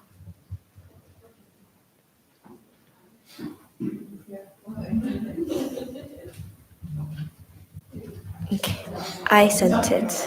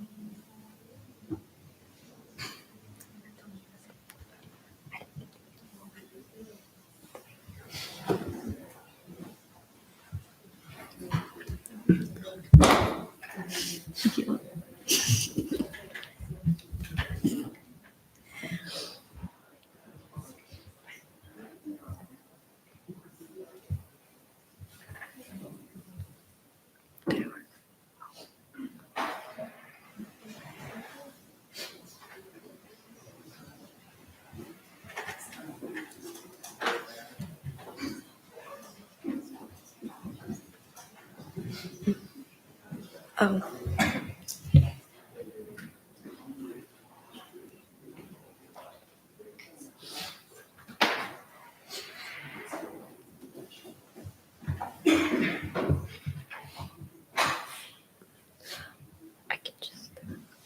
If you can't pull it up, it's okay. I can just like explain if it's easier. Yeah. Okay. This is so bad. Okay. So do we start? You can start whenever you're ready. Okay, thank you.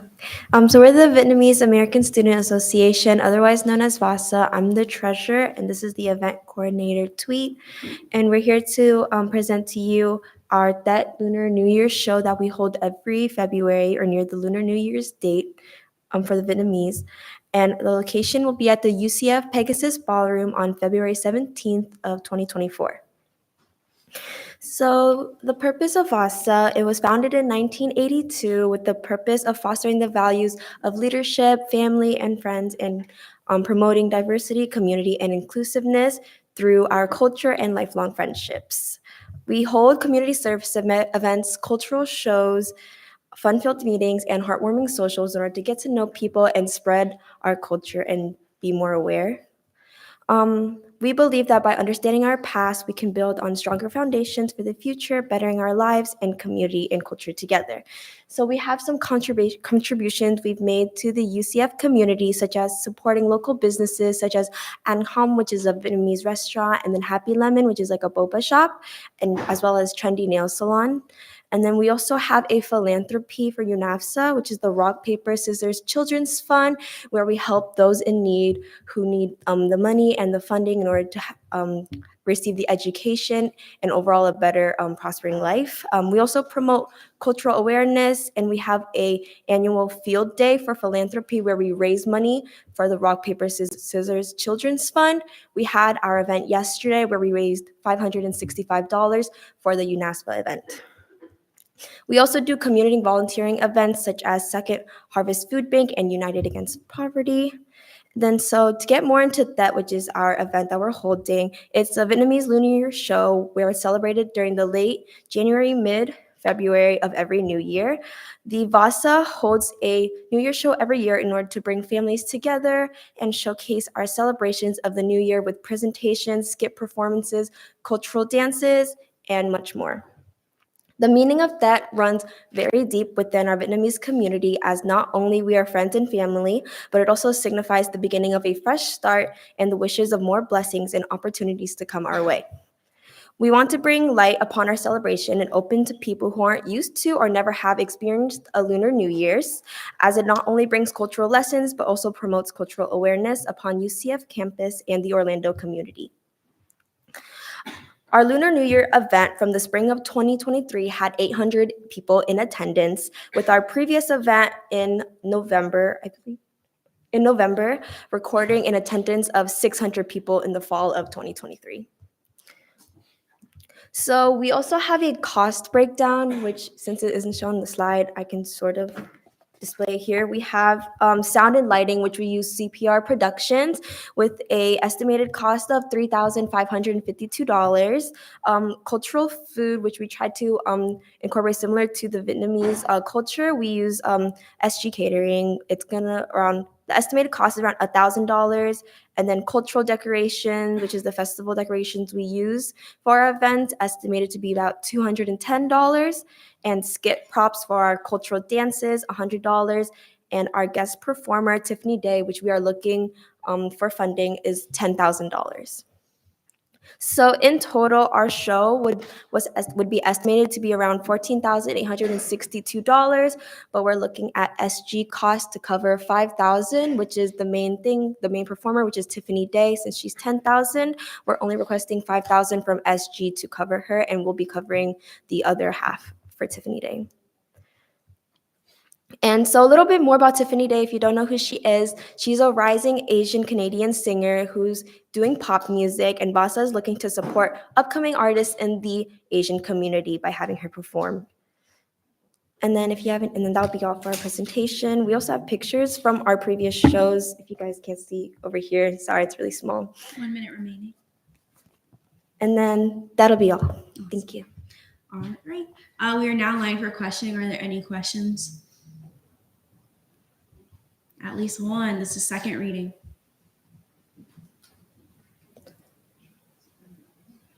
No questions regarding the bill. Richmond. Are you financially trained? Yes. Temple. Are you? Do you have two financially trained officers? Yes, our president, Miley, she's our second trained officer.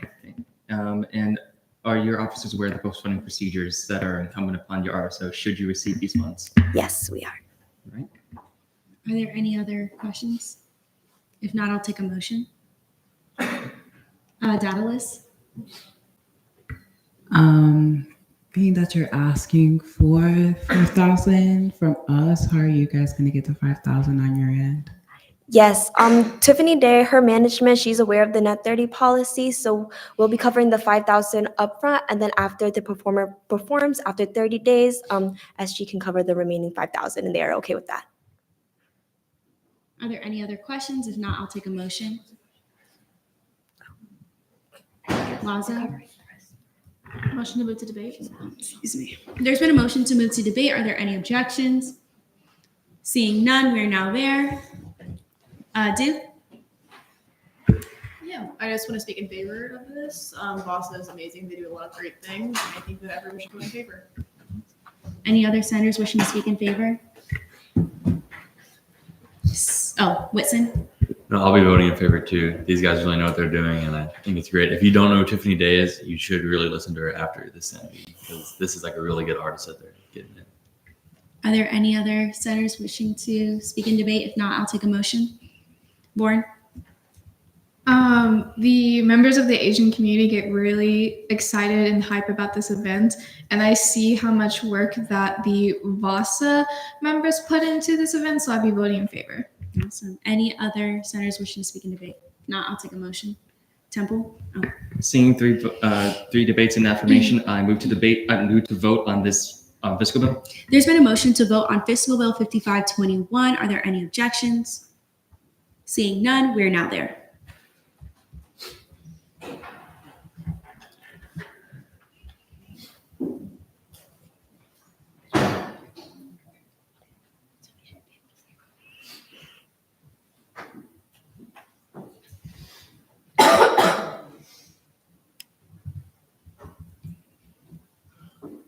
With a vote count of 28-0 to 2, Fiscal Bill 5521 passes on second reading. Thank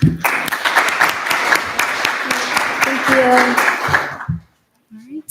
All right. Fiscal Bill 55. Oh, thank you so much, by the way. Fiscal Bill 5522, funding for 3 members of American Society of Highway Engineers to travel to the Transportation Research Board, TRB, 100. Oh. Oh, Kylie? Is there a motion to reapprove the agenda? There's been a motion to reapprove the, oh wait, you have to go to the approval of the agenda and then make that motion. Is it to go to the approval of the agenda? There's been a motion to return to the approval of the agenda. Are there any objections?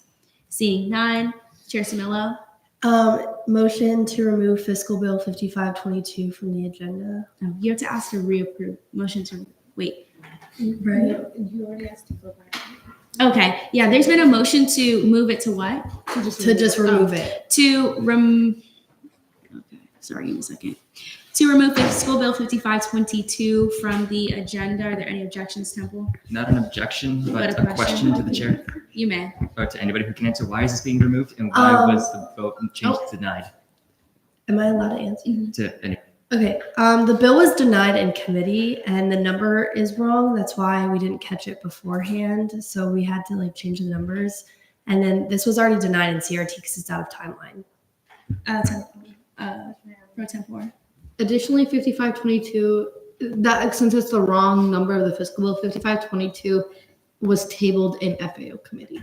So that's why, this originally the funding for 3 members of the American Society of Highway Engineers needs to be Fiscal Bill 5524. Fiscal Bill 5522 is for the Pineapple Society. Oh. Okay, so the numbering issue, that's something that Danny and I talked about. We changed the number since it hadn't been seen yet. And at least from what she told me, I think she must have not had forgotten about the 22 was seen in committee. But I hadn't seen it. I wasn't aware of a 22. So that's why we moved it back down to 22. So that's why that number is there.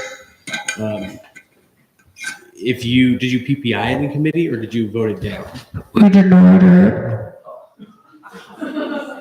Okay, then it's still on the agenda. It needs to be seen. Regardless of your voting committee, it still passes through the Senate. So you all need to make a decision on it. So we have to re-see, we have to see even though it was accidentally put on the agenda? It wasn't accidentally put on the agenda. Your committee saw it and made a decision, so it went to Senate. Got it. Yeah, Got even though something's denied, we still see it. Okay, I didn't know. Question for Brody Pro Tempore, and then I'll see you, Temple. So the initial fiscal bill 5522 that was tabled in FAO, where does that go now?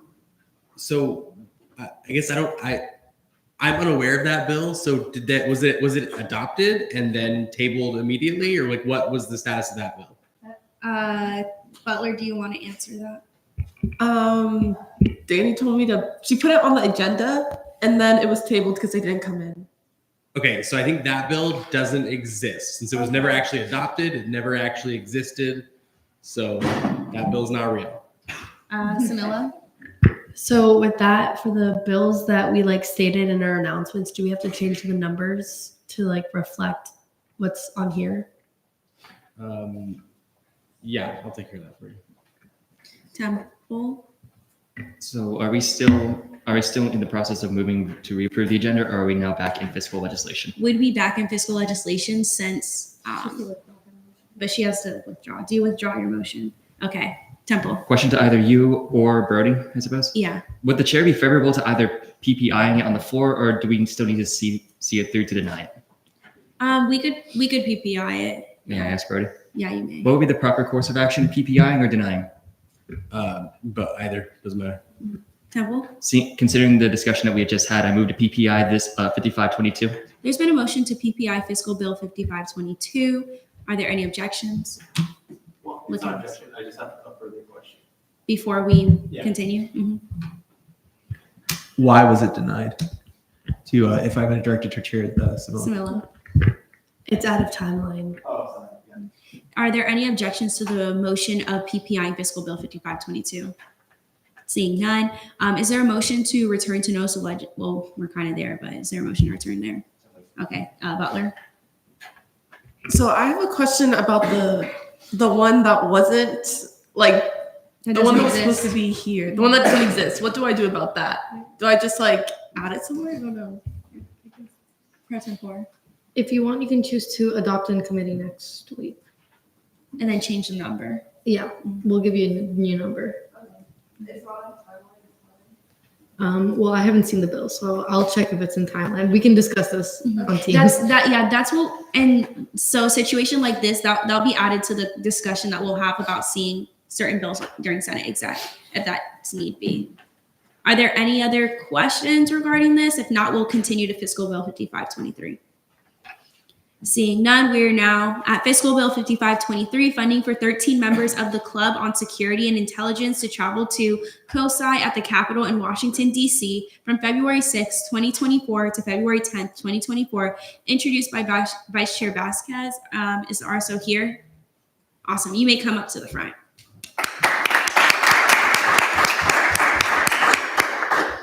And you have 5 minutes when you are ready. Make sure that the green light is showing on the microphone when you're speaking as well. I'll also give you a 1 minute warning. Awesome, thank you. Okay, hey everybody, my name is Anna Freehafer. I'm the Vice President of the Club on Security and Intelligence, and this is Katie Canario, she's the President. We have a slideshow prepared for this if we're able to pull that up.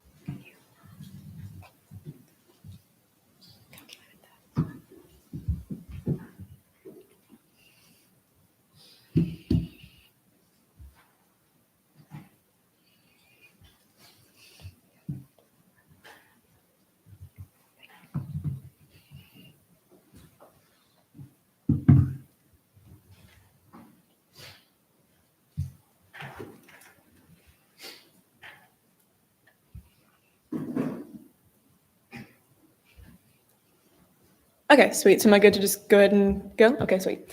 So yeah, as I said, my name is Anna Freehafer, this is Katie Canario, and we are requesting some funding for our field trip. So if you could go to the next slide. So again, this is called COSI at the Capitol. COSI is Club on Security and Intelligence. And we are going from February 6th through February 10th of 2024 to Washington, D.C. This will be a professional networking trip. So if you go to the next slide. So this is just like the basic itinerary. On Tuesday, February 6th, we will be flying out of the Orlando airport. We'll be checking into our hotel, which is called Club Quarters in Washington, D.C. And then that day, since we would have gotten there like halfway through the day, if we have any free time, then we'll do National Mall or whatever. But the next couple of days is when we will do the professional networking events. So on Wednesday, we are looking at going to the White House and the Capitol building. At both of those locations, we will not only be touring, but we will also be, as I said earlier, networking with officials. And I know that there's, in the past, students from similar opportunities to this have received letters of recommendation from people who we have talked to. So same goes for Thursday. We'll be visiting the National Security Agency and the Pentagon. And then on Friday, as of right now, I have the Smithsonian's and college tours, but we are actively working with the FBI to work out a tour for that as well. And then Saturday, we'll be checking out of the hotel and just flying back to Orlando. Next slide. So here, just your basic benefits. Students will gain, as I said before, networking and professional experience. Again, students have received letters of recommendation from the people who we have met in the past, as well as kind of like gotten their names out in prestigious places such as the House of Representatives. It builds a more experienced community of students. I know a lot of students who have done this in the past have helped out a lot in their classrooms with the knowledge that they have gained. So that's a very direct benefit to UCF. And those are all kind of repetitive, so you can go ahead and go on to the next slide. So as I said earlier, we're requesting a bill. So to support our half of the funding, we are working on fundraising. As of right now, we currently have raised $210, and we're going to raise another rest without having to do any fundraising, just off of the dues from each member who is attending.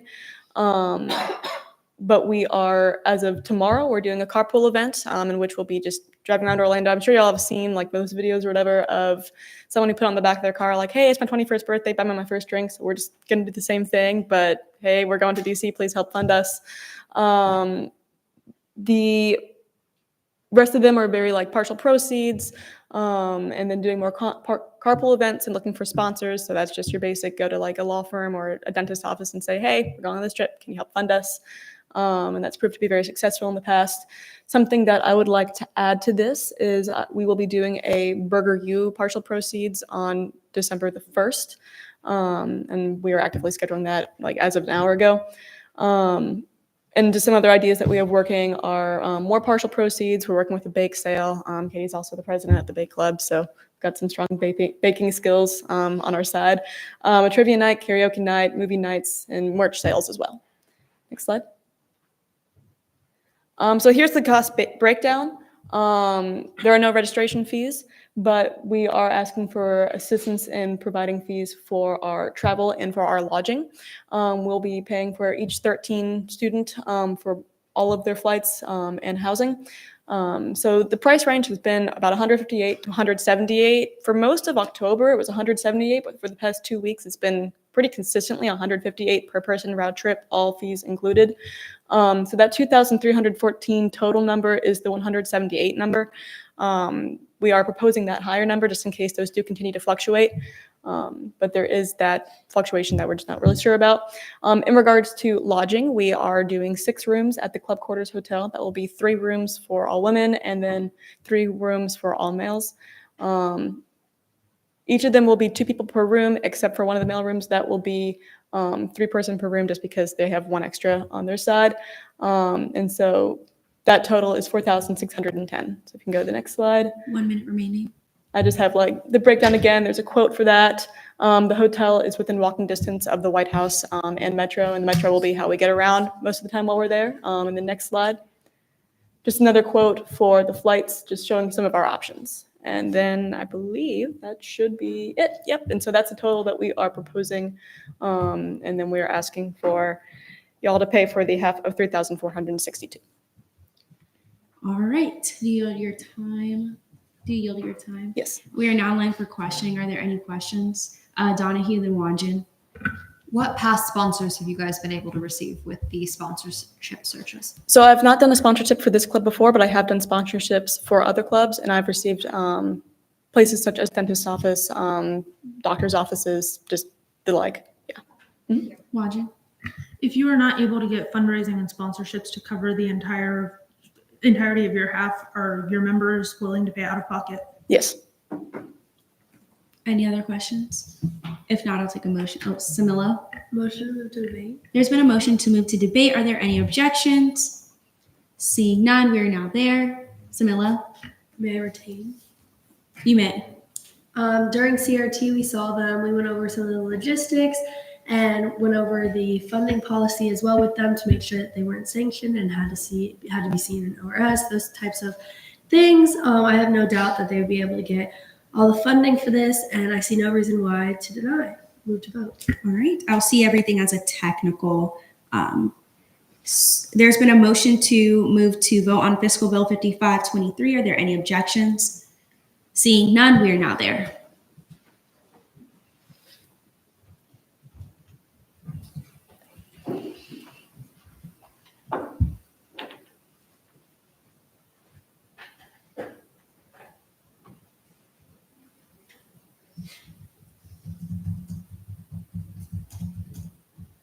With a vote count of 28-0 to 2, fiscal bill 5523 passes on second reading. Congratulations. Thank you. Internal committee caucus time, none. Internal committee reports, ENA committee, Vice Chair DeCara.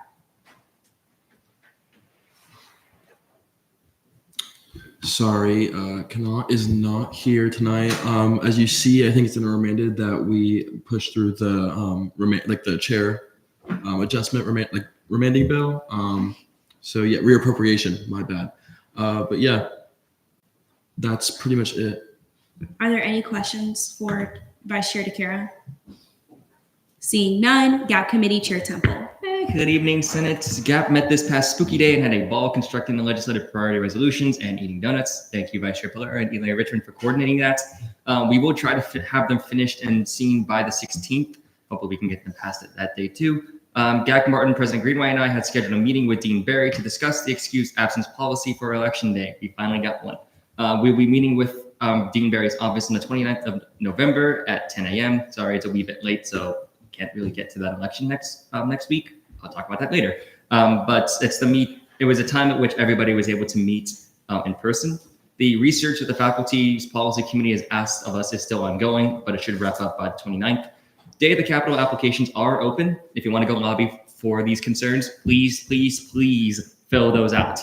I cannot stress how awesome an opportunity it is, and it's a great 4-hour trip up to Tallahassee, said no one ever. As per the president's report, the Board of Governors will be meeting here at UCF, I believe at the Fairwinds Alumni Center on the 9th of November, I believe at 10 a.m. to 12:30 p.m. This one is a pretty significant one because the manner in which the meeting is being handled over is of controversy.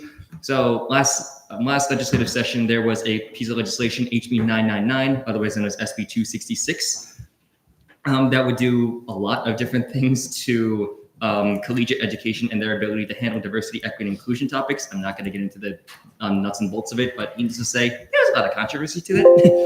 And the progenitor bill was, of course, the Stop Woke Act session prior to last, which is HB 7.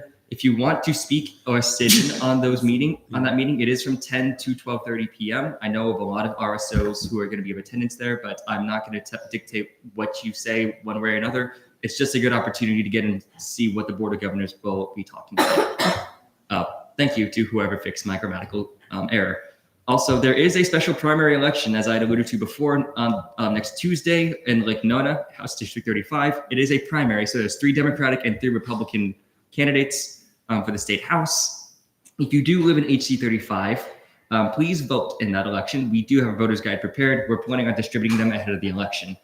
As I said, daylight savings day time ends Sunday. Be sure to change your clocks to 0200. And my on this day facts: Howard Hughes orchestrates the first and only flight of the Spruce Goose, which would be the largest fixed-wing aircraft in the world until 2017 with the Stratum launch. Sorry, it took a while, but you got there. I'll yield my time. All right. Are there any questions for Chair Temple? Wanjin? Since early voting ends in 3 days, do you guys have a plan to distribute those voter guides before 3 days from now? We're going to see if we can start tabling at some between when voting ends and the election day of. Are there any other questions? Seeing none. All right. Let me know if you guys need anything for tabling. LJR Committee Vice Chair Trainer. Hi, everybody. So Cherry Machili is in DC right now at a Model UN conference, which is pretty cool. Last week on the 26th, we had our vice chair elections and I was elected, which was pretty cool. And I'm very excited to work with Vihan. He's a really awesome person. Please let me know if I butchered your name today. I'm very sorry if I did. We saw 15 absence requests last meeting as well, and we did not have a meeting this week, and that is it. Are there any questions for Vice Chair Trainer? Seeing none. SBA Committee, Chair Hamid. Hello, everyone. I come before you today as Spider-Man. Happy late Halloween, everyone, or Merry Christmas if you're Isle Pullman. SBA had a silly and spooky meeting this week where we adopted 2 proclamations, 5508 and 5509 in committee. Both passed unanimously on first reading. We also discussed some updates with the concerns we're working on, and we were able to send some library concerns to President Greenway. This week, SBA tabled at the Women's Health Fair. Woo! It's a really fun event.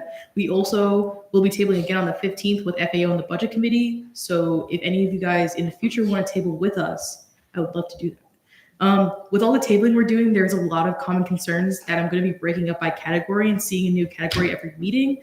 This week, we looked at dining concerns, and next we'll mostly be looking at all the parking concerns because there's a lot. For caucus leadership, it's very important. I want to set up a meeting with all of you guys to discuss some upcoming events for you all and pitch a few ideas that I will need your help in completing. I set up a when to meet. Please fill it out by the end of this meeting. This can include vice chairs if you wish to attend. Also, will be a hybrid meeting, so don't worry about coming in person. It's really important that we do this because I want to make sure that SBA, that you know that SBA is here to help you guys.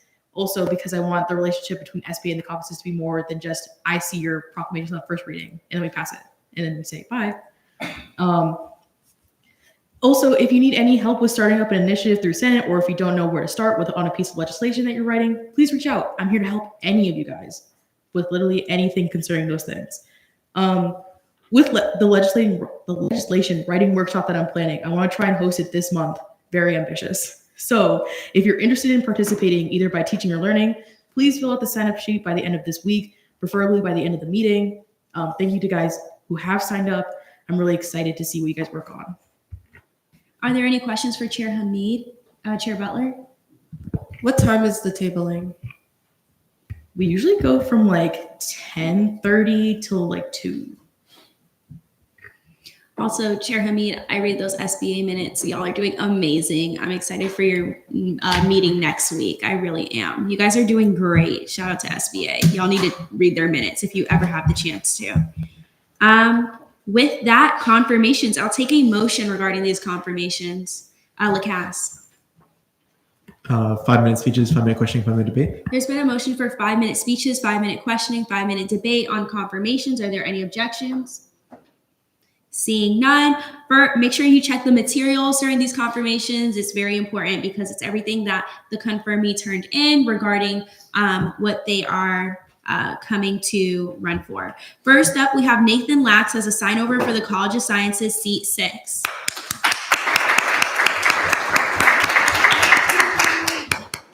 In the Halloween attire too. Okay.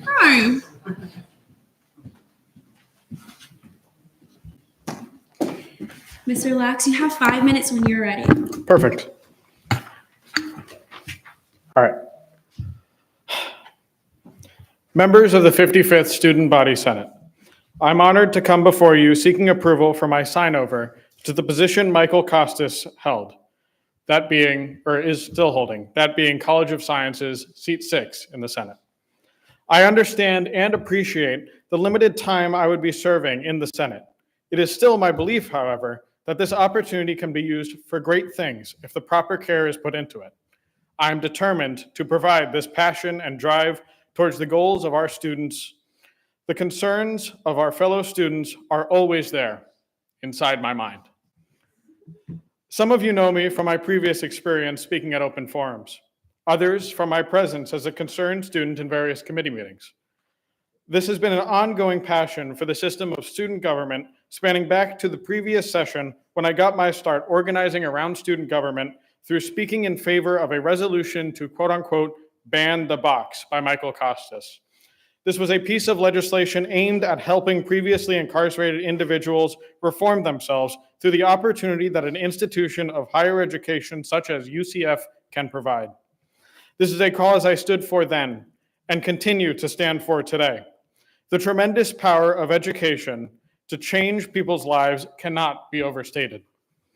This brings me to my next point, which I have discussed with Student Body President Brandon Greenway today while he was signing the sign-over form. At our university, in this chamber, and in the Student Government Association, we understand the importance of an institution that represents our students. If I could do something with my limited time here, something I see as being of the utmost importance, it is to recognize the contributions of those not appointed to governance who devote their time and resources to this university, those who come to open forums so their concerns can be addressed, the individuals who take up leadership positions in organizations, the individuals who take up leadership positions in organizations dedicated to making our fellow Knights feel at home and part of a family while they are at this university. Finally, I want to recognize the student workers who are in the employ of this university while they are earning their degrees. The heart of our university is within the students, not one student, not a group, but the entire student body. My goal, therefore, is to start conversations on addressing the needs and concerns of all of these groups. Thank you.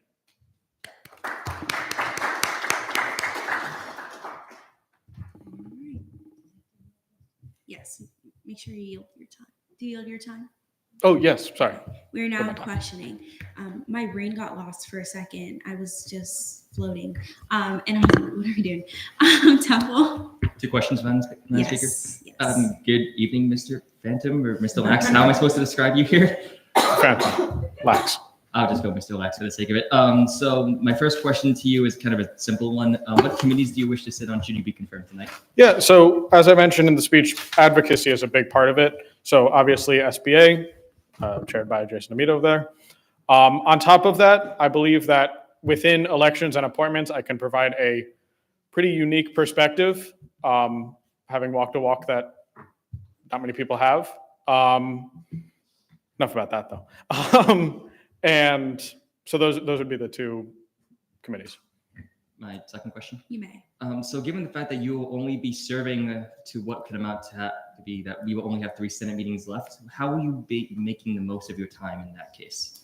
Yeah, I'm sure there's some maxim about planting trees here that I could put in, but ultimately it's about starting the conversation, getting the ball rolling, specifically when it comes to caring for our student workers, when it comes to, caring for the student body in ways that they haven't been advocated for before. Donahue. In regards to initiatives in ENA, what specific initiatives would you like to propose in the meantime?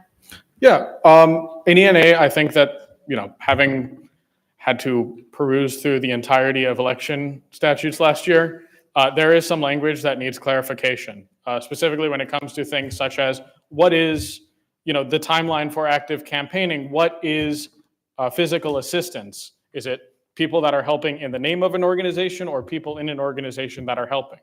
Ultimately, my goal isn't to radically reform the entire system, but to clarify language issues that have led to confusion over the years. Samila then Lazo.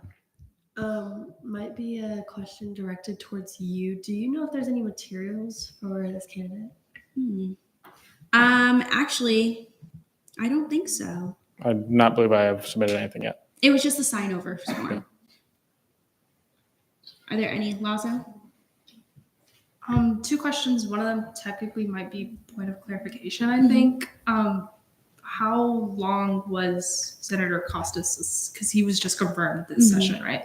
If anybody can clarify how long he's been in Senate for, I haven't been here for a while. I want to say less than a month. Less than a month? Okay. And then the second question is, because there's no materials, I wanted to ask you, what other things on campus have you done that have, as you said, created that conversation surrounding being a student advocate? I appreciate that question. One of the things that I've been doing that, I've been doing outside of the context of student government was gathering petitions a while back. We gathered over 1,000 towards a cause that I'm very passionate about. It's really about active tabling, not just standing behind the table, but to quote a good friend of mine, pits out. You gotta have the hand over the head, or you're not gonna have those valid conversations with people towards the goal of coming to an understanding of what student government can do, or whatever organization you're in can do. Sorry, I can't do the full. So this is kind of just like in general, but I'm gonna kind of narrow it down. Is there any specific conversation you've had with a student that made you want to get involved in specifically student advocacy, or in general, what has led this to be the path that you want to take? Yeah, to kind of go back to a speech I made a couple weeks ago when Michael was originally being confirmed, a lot of those conversations were done with Senator Costas. I was just getting started here last year. I was a transfer student, and I spoke in favor of one of his resolutions, and past that, not the rest is history, but the rest was very recent history. We got into conversations about what organizing is, what the difference between organizing and mobilization is, what it means to build a movement beyond just getting people to come out to an event. And I think that has been some of the most formative conversation that I've had in terms of my understanding of organizing. Temple? It appears from your answers to the prior senator's questions that you have an extensive background in advocacy. How do you intend to use those skills in the context of student government, which is an inherently different atmosphere of advocacy, so to speak? I think I understand what you mean. Ultimately, the question isn't so much of remaining apolitical. I mean, we're an organization here that oversees the activities and service fee budget, that reaches out to students, that gets concerns and addresses them. If that's not political, I'm not really sure what is. But I understand the spirit of the question of what would be different between the mode of operations between the stuff that I have done and this, which would be, I'm looking forward to being a part of the structures that we have here. And those structures inherently are not that partisan, clamoring over each other to get a point across type of politics. It is about helping people, and that's what I'm about. So the time has elapsed. I'll take a motion to extend. Awesome. Motion to extend questioning by 2 minutes. There's been a motion to extend question by 2 minutes. Are there any objections? Seeing none, Temple, Horn, and then Kringle. I just wanted to clarify my question. It wasn't intent regarding your political background. I was more so asking about how you were going to use your skills you learned from your RSO in Senate. But the answer was still kind of what I was looking for anyway. So thank you for that. Got it. Is there any clarification further? Or? Okay, thank you. Did you want to answer based off of that? You may. Yeah, I mean, there are strategic conversations that I've learned to be able to have with people.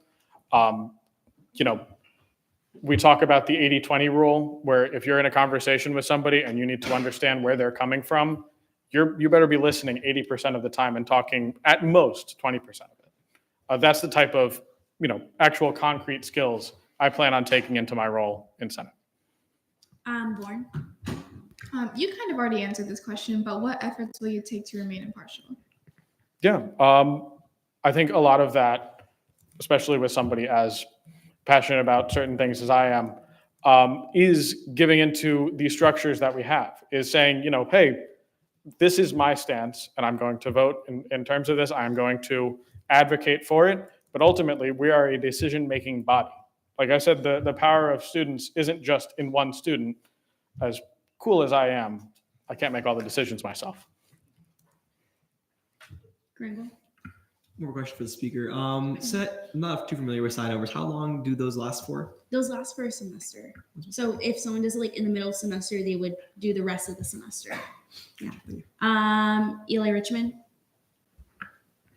What are your plans to advocate for your college since you're representing the College of Sciences? Yeah, I appreciate that. I know a lot of what I said was kind of broad in terms of the advocacy. I'll let y'all in on a little something about the tech of this room. I know the College of Sciences deans were on earlier. I was listening to it on the live stream outside. Could not hear a word. So I will definitely be checking what was discussed in that. Yeah, just letting y'all know. But ultimately, I heard the other half of the conversation being about the type of data we have, being able to help the students that are struggling in that. I'm going to catch myself up on the dean meetings, the minutes of those, and really work with any of the senators from my college that are pushing through legislation about the type of things that College of Sciences is doing. Time has elapsed. Are there any other questions or like motion to extend or a motion, Temple? Seeing no further questions, move to debate. There's been a motion to move to debate. Are there any objections? Seeing none, note that we have 5 minutes. Temple, Lacasse, Horn. So, of course, I know Nathan as a personal friend of mine. I will abstain, of course, due to that. But the fact remains that you will not find a more passionate advocate as Lax, because despite all the bravado and that the fandom here has said, he has an extensive background in student advocacy, and it doesn't matter if it is political or apolitical. If you want something advocated for, Mr. Lax will get on it and hopefully not drop chandeliers on anybody in the process. But beyond that, I would highly encourage you all to vote in favor of Mr. Lax to this body, because I do believe he can provide a significant amount of experience in the short time that he has with us. All right, Lacasse. Yeah, so I just wanted to say that I have had the chance to have a professional relationship with Mr. Lax before. And I have to say, anybody I have talked to who is not like involved like as a senator or as a member of any of the 3 branches of student government, he is easily the person I know that has like the most knowledge about like the inner workings of student government. I found myself in that time working with him, turning to him a lot of the time about how to address certain issues pertaining to our RSO. So I can just say he's a very knowledgeable person. And as to Chair Temple's point, he's very passionate about what he advocates for. And, as he's able to acknowledge, he is a short amount of time here, but I think he would be able to make that very meaningful. Warren? I don't know Nathan Lax personally or professionally, but even I know that Nathan Lax is one of the most passionate people on this campus. I appreciate how Nathan Lax puts the students first, and I'll be voting in favor. Hamid, then Temple. So just to echo what everyone has said, so I've seen Nathan or Mr. Lax in SBA a lot. And I can just say that just from the conversations that I've had with him, I can tell that he has a very good heart. And that's something that I try to look for a lot in the senators that we see, is that they're good-hearted, that they're here for students, and that they really want to work to make sure that students that their experience here can be bettered. And I really do see that in him. And I really do hope that you guys vote in favor of this sign over, as I do believe that even though he's going to be here for like 2 more Senate meetings, I believe that he can probably get a lot done just based off the experience and the things I've seen him do.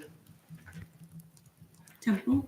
I wanted to add another point as well that neither myself nor Mr. Lax, or the Phantom, I suppose, didn't mention. He ran for the student body presidency in the prior cycle against current President Greenaway. And that experience allowed him to really get the broader scope of what students really have concerns and issues with on campus. And that sort of experience, and that sort of information, that depth and breadth of it, is frankly something that we need a lot more. It's not every day we get to have a former presidential candidate up and be in the Senate body. That's the same. That would be the same argument I would have with Senator Costas. Although the big difference is that Senator Costas was in the 53rd and 4th. Mr. Laxier is going to be a Green senator. But nevertheless, my point will still stand. I will, of course, still abstain, but I do highly encourage you all to vote for this man, Phantom, Boogeyman, I don't know, in order to be a part of this body for however long we have. All right. Duke, May I retain? you may. Unless Ethan has something. Did you have something else? Quick point of order. It's the E&A vice chair will be the one here. Oh, yeah. to do My this. bad. Thank you. Okay. All right. Yeah, no, I do have a personal and professional relationship with Mr. Lax, to be upfront, but I highly encourage everyone to vote in favor of Mr. Lax. He is an incredible organizer, an incredible person. I think he has an amazing heart. And while there are like 3 more meetings, he has probably the most experience in student government out of anyone that I probably know, even current SG members. I sense some concerns about potential bias in questioning, and I think that everyone in this room has a bias. I think it's important to acknowledge that bias, though, and I think that he owned up to that, and I think that it's important that we all do that. So again, I encourage everyone to vote, and with that move to vote. Vice Chair DeCara. Motion to move voting procedures. There's been a motion to move to voting procedures. Are there any objections? Seeing none, we are now there.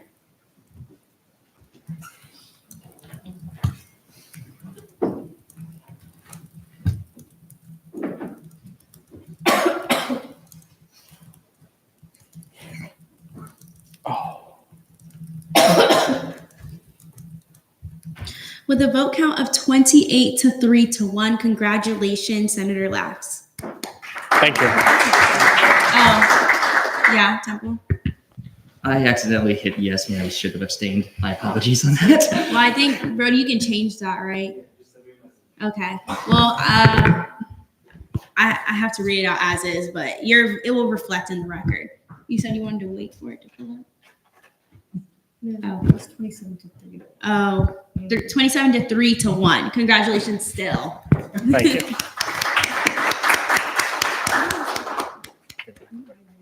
I don't know. All right. And yeah. I was just going to throw out a point of information. Since that's not a presidential appointment, sign-overs don't have to be the ENA chair or vice. Okay. I was going to say something, but.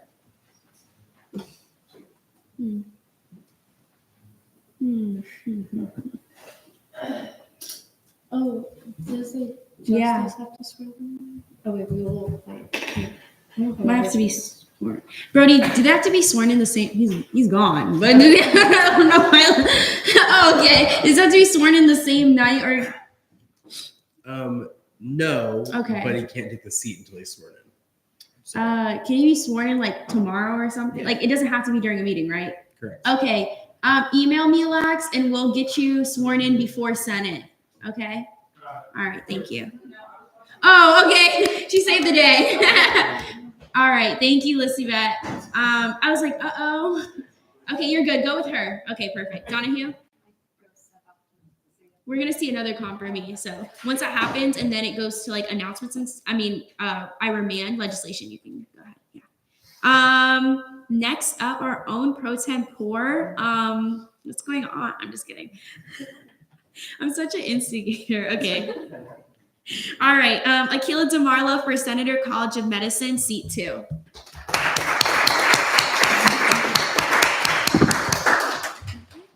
Five minutes when you're ready.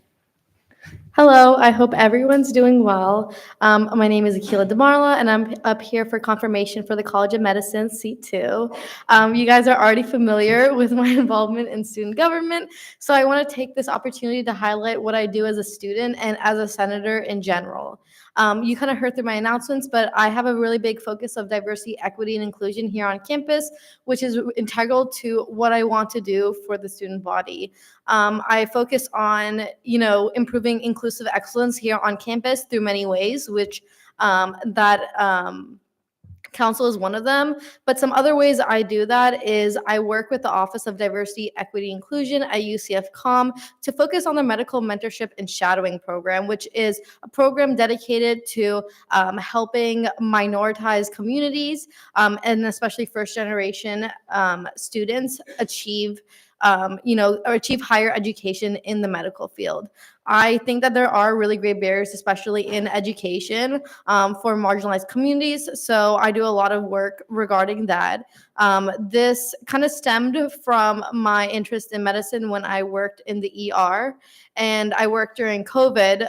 So that was really when I got to see a lot of health disparities in action and seeing, the unproportionate amount of minority populations that don't have access to healthcare, unfortunately, and having to, see the disheartening situations, especially because of COVID.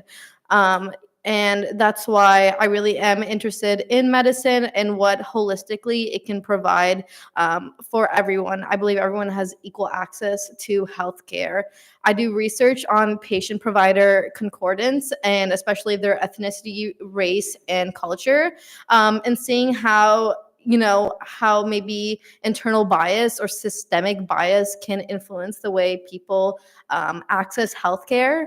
I'm currently working on a project with the Florida Prisoner Education Project to help incarcerated patients get more or be more aware of what happens to their health insurance coverage, and that would allow them to have lower hospitalization rates and also a lower recidivism rate, which means that they have when they get out, they have a lower chance of, going to jail again. So I think health and medicine is not only, integral to someone's well-being, but to all aspects of who they are, which is why I wanted to make this change to, the College of Medicine. I feel that my personal and professional goals lie a lot better with the College of Medicine, and I feel that my initiatives will do a lot better there. But that's kind of who I am outside of Senate. So I yield the rest of my time to questions. Are there any questions for Pro Tempore DeMarla? No questions. Samila?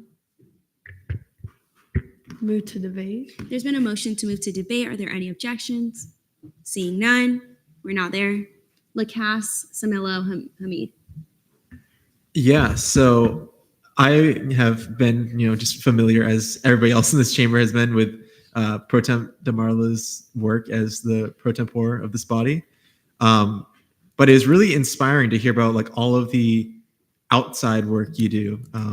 Because I feel like, we don't always get the chance to like share that about ourselves, and hearing like your passion for DEI and lower recidivism rates for incarcerated individuals and things like that just show a lot of your passion. And I think realistically, we all know, like, come on, how can we not approve DeMarla for this? So like, congrats on getting into the College of Medicine is basically what I'm saying. I'm voting in favor, so should everybody else. All right. Samila? I'll yield to Hamid? So obviously I will be voting in favor for this transfer for Akilah to be going to the College of Medicine.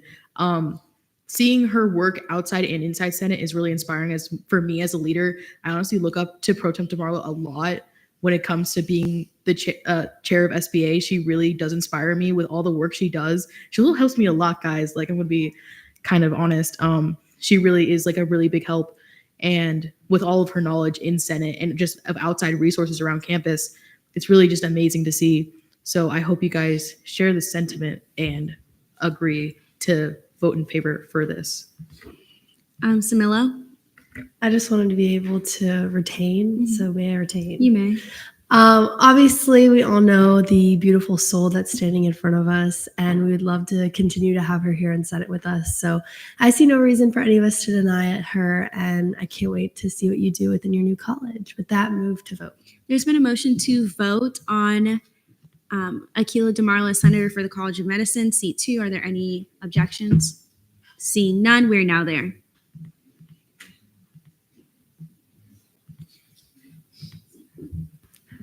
Oh, after the voting.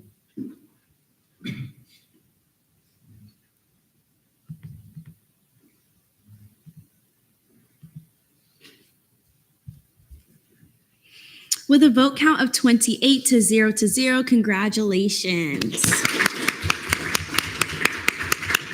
Senator Lax.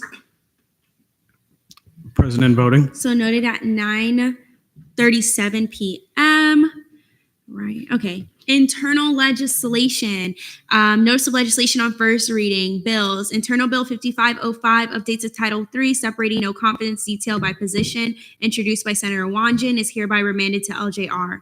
Internal Bill 5506, Senate reapportionment, introduced by Chair Kanawha, is hereby remanded to ENA. Internal Bill 5507, updates to Title IX, noncompliance in censure tier systems, introduced by Senator Wanjin, is hereby remanded to LJR. Internal Bill 5508, updates to Title III, confirmation of Sergeant at Arms, introduced by Senator Wanjin, is hereby remanded to LJR. Resolution 5507, resolution urging the University of Central Florida to recognize the violence and loss of innocent lives on both sides of the 2023 Israel-Palestine conflict, introduced by Chair Patel, is hereby remanded to SBA. Resolution 5508, resolution to ensure baseline accessibility for CECS classes, introduced by Vice Chair Fintel, is hereby remanded to SBA. Resolution 5509, resolution to advocate for multicultural and inclusive programs within the College of Arts and Humanities, is introduced by Senator Lazo, is hereby remanded to SBA. Resolution 5510, resolution to expand online and advising services in the College of Business Administration, introduced by ELA Richmond, is hereby remanded to SBA. Resolution 5511, resolution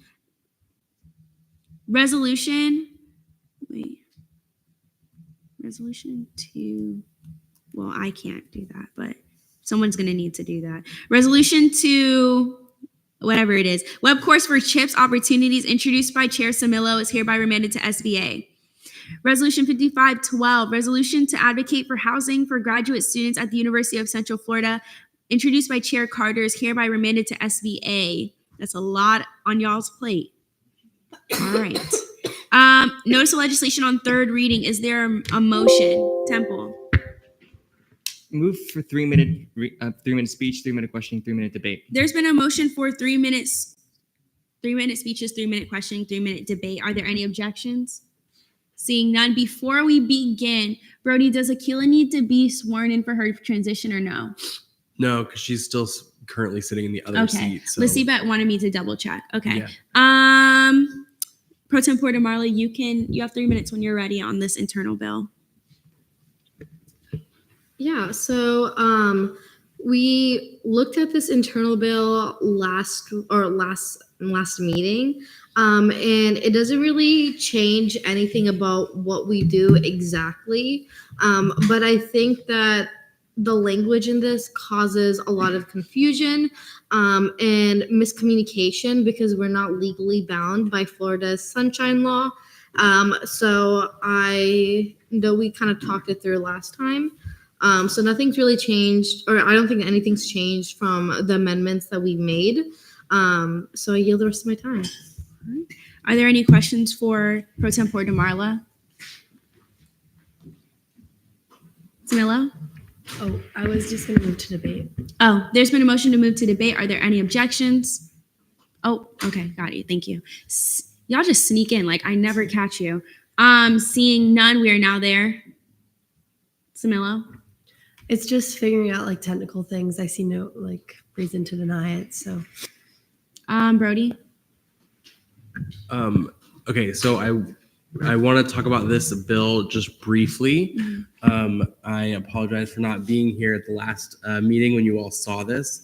I think in general, what Akila said is true. It's intended to not change anything, just kind of removing the Sunshine Act piece of it.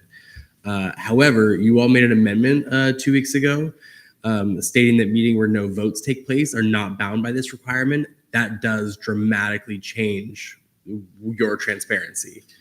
Right now, any meeting that discusses or brings up any kind of business that will be voted on needs to happen at a public meeting. What this means is that as long as you're not going to technically do the vote, you all can meet and talk about and discuss any bills, any legislation you want to in whatever privacy and secret ways you want to. That amendment, that extra dramatically changes your transparency. And I know that was a big issue at the last meeting. I did watch that Senate meeting to kind of see y'all's debate, but that does change things significantly. Pro Tempore. So question for you, Brody. Would you recommend us to go with the original language that was made before the amendment then?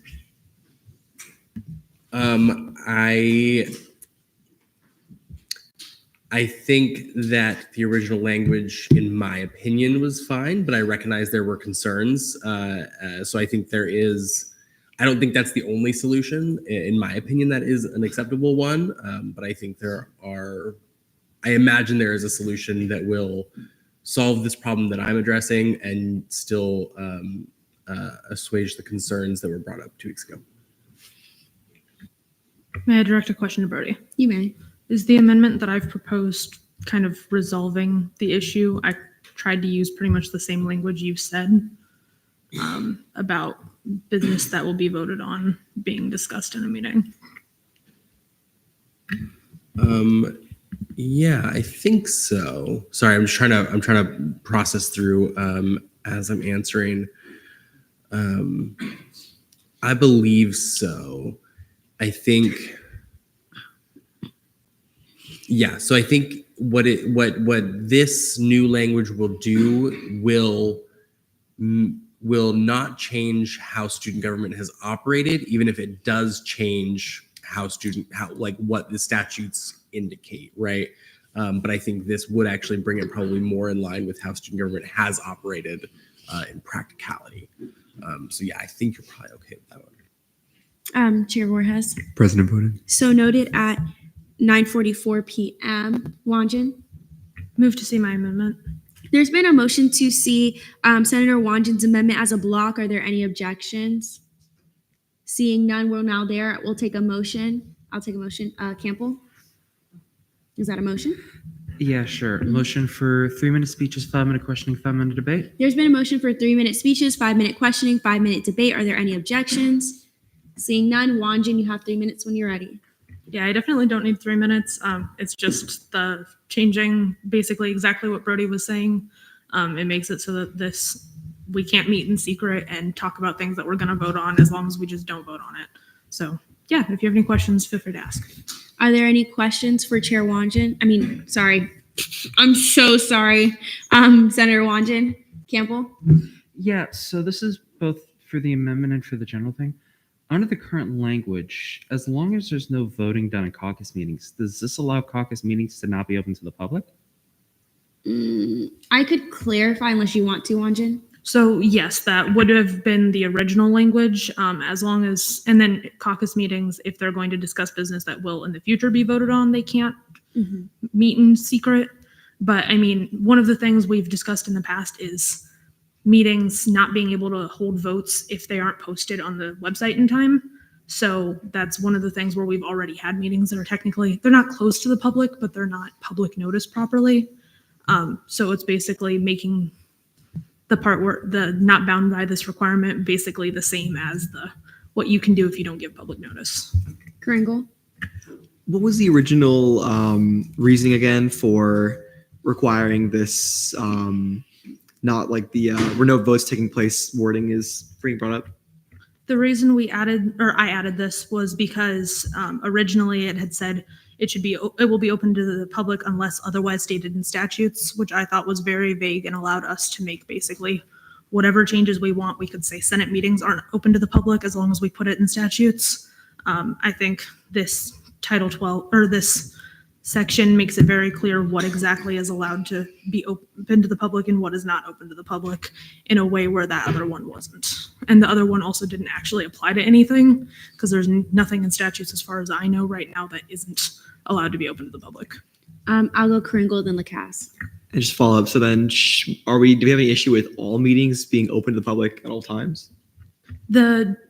What Pro Temp DeMarla had brought up when I had suggested doing that was basically that the executive cabinet currently has their meetings not open to the public because they're not discussing business that is going to be voted on, and basically wanting to maintain their privacy. Lacasse. I can also. And then Pro Temp. Oh, were you answering? Yeah, I was gonna ask something. Okay, then I'll do Lacasse after. Go ahead. The thing that we also discussed was if someone wanted to have a private one-on-one meeting with me, discussing, private concerns that they don't feel public, talking about whether it's a personal stuff or just, we need our privacy for different reasons. I didn't want anyone to be able to sit on one-on-ones that people didn't feel comfortable opening to the public. Lacasse. Okay, so this is kind of pedantic, but what exactly is defined on? Like, what is defined by a vote? Would that just be like a formal vote where it's like, okay, 5 for this, or would even like agreements about, okay, we will schedule this for this time be considered a vote since it's an agreement by the members? Traditionally, it is meant a formal vote. I guess it could be interpreted otherwise. That's a Brody question if it would be interpreted otherwise. I'm pretty sure the definition is in one of the statutes for vote, and that's the traditional vote that Wanjan's speaking of. Are there any other questions regarding the amendment? All right, if not, I'll take a motion. Temple? Move to debate. There's been a motion to move to debate. Are there any objections? Seeing none, we are now there. Anyone wishing to speak in debate? Samilo? May I retain? You may. Oh, wait, Brody, did you want to say something? Okay. If that's all right, sorry. Just something that I was thinking about because of Lacasse's question. I think technically, because it's business that will be voted on, but also where votes take place. So technically, I was thinking about the definition of voting and what votes would count and wouldn't. Votes that are general consent would still be formal votes. They're just unanimous votes. So technically, any meeting where you have an agenda that gets approved would be a vote, therefore would have to be public, which I actually think probably works really nicely. Anything where you have an agenda that is structured and you're approving that agenda should be a public meeting. Anything that's doesn't have a formal agenda, probably okay that it's not a public meeting, right? In general. So yeah, just as some extra. Right. Yeah. May I retain? You may. Okay. Cool. Nice amendment. Move to vote. There's been a motion to vote on Senator Wanjan's amendment. Are there any objections? Seeing none, we are now there.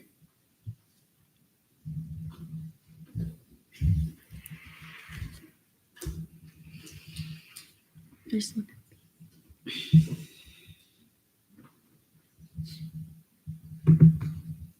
With a vote count of 30 to 0 to 2, the amendment passes. We are still on debate on the internal bill. Samilo. May I retain? You may. Cool. Nice bill. Move to vote. Oh, wait. There needs to be a technical at the top. There needs to be. Whoever changes that, I'll see it as a technical. Okay. There's been a motion to move to vote. Thank you, whoever did that. Are there any objections? Seeing none, we are now there.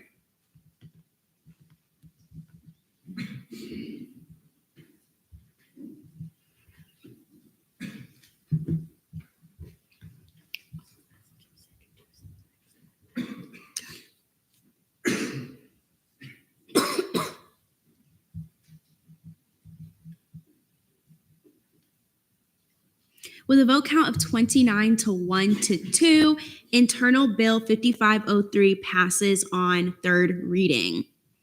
All right, notice of legislation on second reading. I'll take a motion. Temple? Move for 5-minute speeches, 5-minute questioning, 5-minute debate. There's been a motion for 5-minute speeches, 5-minute questioning, 5-minute debate. Are there any objections? Seeing none, we are now there. Y'all, I can't even see this. Internal Bill 5504, updates to Title 13, Student Government Agencies and Departments, introduced by D. Morissette. Pro Tempore DeMarla, you have 5 minutes when you're ready. I yield the remainder of my time to ANSF Budget Chairman McClellan. Chair McClellan, you have 5 minutes when you're ready. Hello once again, everybody. I'll keep it short and sweet. This is just to give the budget chair an official spot on ADS-B. I mentioned how I sat on ADS-B last month, and I intend to do it again this month. And I've spoken with Vice President Smith about this, who is the chair of ADS-B. He agrees, he likes it. And I think having an official spot in the future not only just makes it logistically better. I don't have to take up all of Colby's announcements just to be able to speak to them, but also encourages in the future budget chairs to also go and communicate with the agencies and departments that we are funding through the budget. So, yeah, I yield the rest of my time. We're now in line for questioning. Are there any questions? Borjas? Yeah, I was just wondering, like, pay-wise, in the budget, they're allocated a certain amount of hours, or allocated a certain amount of hours. Would this affect that? Would you be expected to then clock in, and then would you be expecting people to maybe like work unpaid or just to go over your hours every week, or not every week? I mean, less than that. So technically, it's a stipend. But for some reason, there's hourly clock in. It's only like $700 or something like that. That's what it was explained to me as when I was sitting down talking about it. Regardless of whether of that, I think that there's space to make, and whether or not you're going over your hours and just not clocking in, I think that is vital communication. I found it to be extremely beneficial.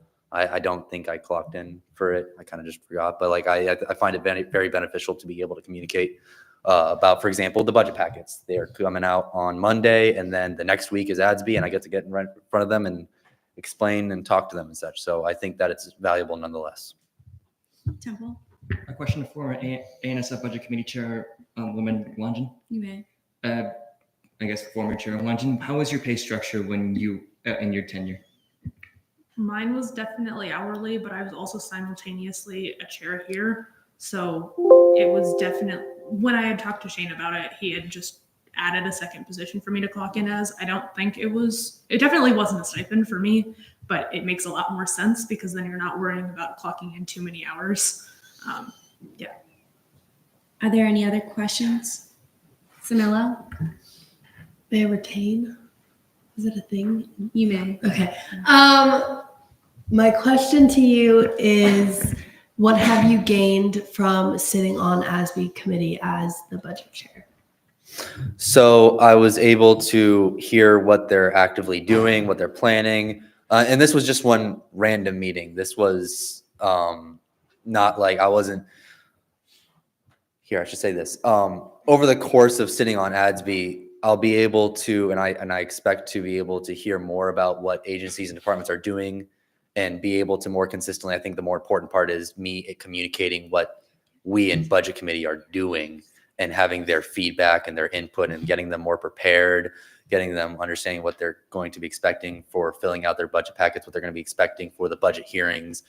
So I think that is the primary goal. And then going into going forward, I think ASB still meets in the spring. If they do, then I mean that'll just be preparing if there's anything that's expected to be changed for, like, for example, the Senate meeting in February. Move to debate. Oh yeah, sorry, I forgot you retained. There's been a motion to move to debate. Are there any objections? Seeing none, we are now there. Kringle, and then Samilla, and then Kringle first. Yeah, so I'm on the ADS-B board with McClellan, and his participation in this previous meeting was super essential. I mean, he helped explain the process and helped answer a lot of questions for all of the activity and department chairs. So I think that this addition is super helpful in the efficiency of the process. So I'll be voting in favor. Samilla? May I retain? You may. Obviously, I think the budget committee has a lot of insight on a lot of things, and they should definitely be sitting on as many things as possible in order to kind of share that insight to other RSOs and individuals. With that, I will be voting in favor. Move to vote. All right, there's been a motion to vote on internal bill 5504. Are there any objections? Seeing none, we are now there.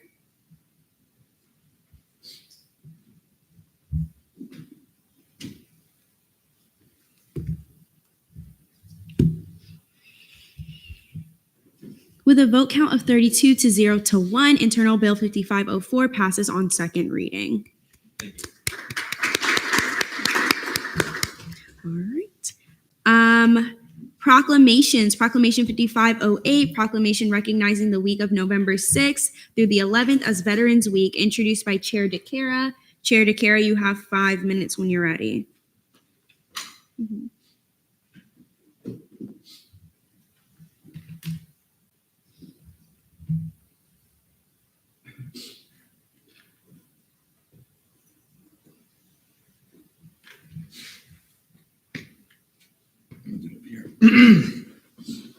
This is the Veterans Week one, right? Yes. Make sure it's green, the light's green. No, y'all know I write these like speeches for all my proclamations. So I did a little more with this one. So let's see if this is good. Today we gather here with gratitude in our hearts and a deep sense of responsibility to honor the brave men and women who have selflessly served our nation. It is my distinct privilege to stand before you to discuss and pass a proclamation that holds great significance, UCF Veterans Week. In the great tapestry of our country, the veterans are the threads that bind us together. They are the embodiment of courage, sacrifice, and unwavering commitment to protecting the values that define our nation. The UCF student government must recognize the importance of showing our unwavering support for these heroes, and this proclamation is a testament to our gratitude and respect for their service. Veterans Week is more than just a series of events and activities. It's a manifestation of a collective commitment to pay tribute to those who have dedicated their lives to safeguarding our freedoms. This week is an opportunity for us to reflect on the immense sacrifices made by veterans and to express our deep appreciation for their service. During this week, we'll have the chance to engage with our veterans and learn more about their experiences. We will hear their stories, celebrate their achievements, and provide a platform for them to share their invaluable insights with our university community. These interactions are not just about words, they're about forging connections, breaking down barriers, and showing that we are united in our respect for those who have given so much. This proclamation is a call to action, urging our community to actively participate in the events and activities planned for UCF Veterans Week.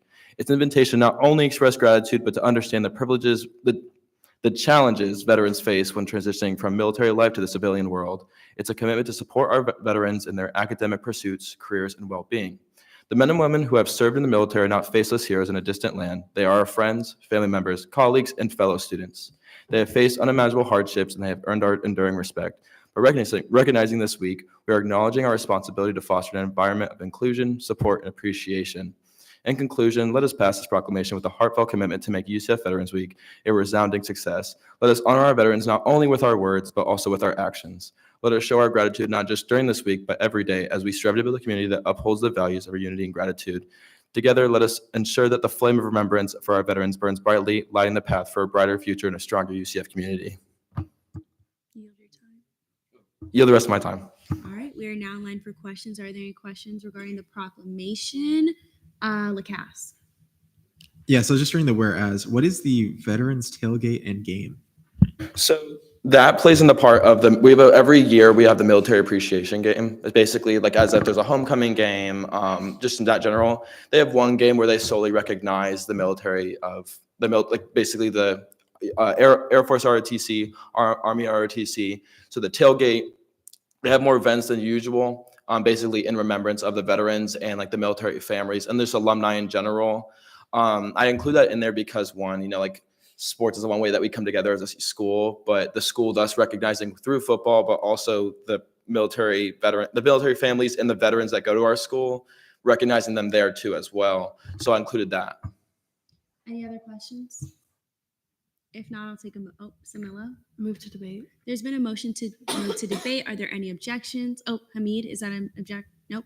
We're now in debate. Hamid, Samila? I have a question. Oh, you may. So Brody made some suggestions. Am I able to adopt them as my own, see them? If they're just adding words, like small words or something, I'll just see them as a technical. Yeah, they're all the blue ones down to the therefore be it resolved. Yeah, I'll just see them as a technical, so it's just not a hassle to be like, oh, I just added the and the, you know. Samila? May I retain? You may not. Temple? There are still suggestions on the page. There's other suggestions you stated? Yeah, myself, Senator Donahue, and Senator Wanjan all have included some additional elements. Would those be seen? Should those be seen as technicals, or should those be seen as proper amendments? Personally, I would see them as technicals just because they help with the flow of reading it. If it's something bigger, like it changes a whole sentence, I'll see it as amendment. But if anyone disagrees, I'm open. Yeah. We would just see mine, Senator Wanjan, and Senator Donahue's suggestions as technicals then? All right. There's been a motion to see those three senators changes as a technical. It's just one of this, and then which will take place, which is an opportunity and annual. So it's not changing. Yeah, I don't know what it is. I talked about this is that it doesn't cross over sometimes.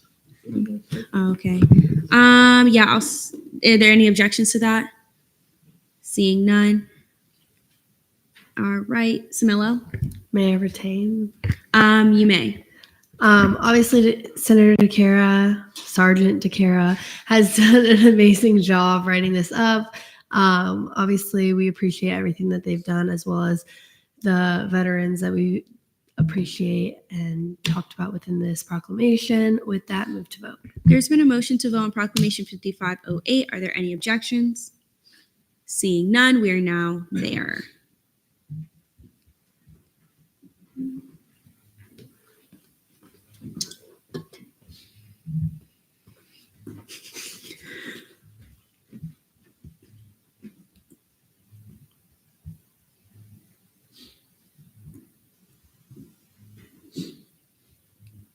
With a vote count of 30 to 1 to 2, Proclamation 5508 passes on second reading. Go ahead. Proclamation 5509, proclamation recognizing the month of. Oh, Wanjan? Sorry, can I direct a question to Brody real quick? You may. Was there a reason you took out the couple of witches? Yeah, because if you have the which, then you need then the sentence is not complete. Because if you say, this, which this, you need a then, and you don't have a then, and so it's just this is this. I guess the reason I had written that was because it's whereas some of the events happening this week consist of, and then all of those come after. So it's completing the list, like veteran salute ceremony. Oh, I see. And annual veteran salute, which will take place at the commemorative site on Memory Mall. Well, Brody, since they are like small technicals, and when the legislation like gets passed through and seen, I guess, by the advisors, can that just be changed? Like, it doesn't have to be seen by Senate? Because I know sometimes we have like spelling errors or sentence errors. Yeah, to some extent, that's what I was doing. Was just doing kind of copy editing here. Mm-hmm. Yeah, I think we can chat about it afterwards. Okay. It's not going to change the I just want to make sure everything's good. All right. So Proclamation 5509, proclamation recognizing the month of November as National Veterans and Military Families Month, introduced by Chair DeCara. Chair DeCara, you have 5 minutes when you're ready. Okay, another long one, but I like writing these.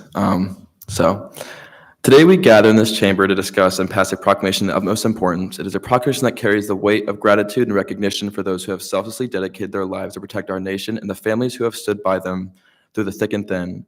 We are here to advocate for veterans and here to advocate for the Veterans and Military Families Month, a cause that lies at the heart of many individuals in our UCF community.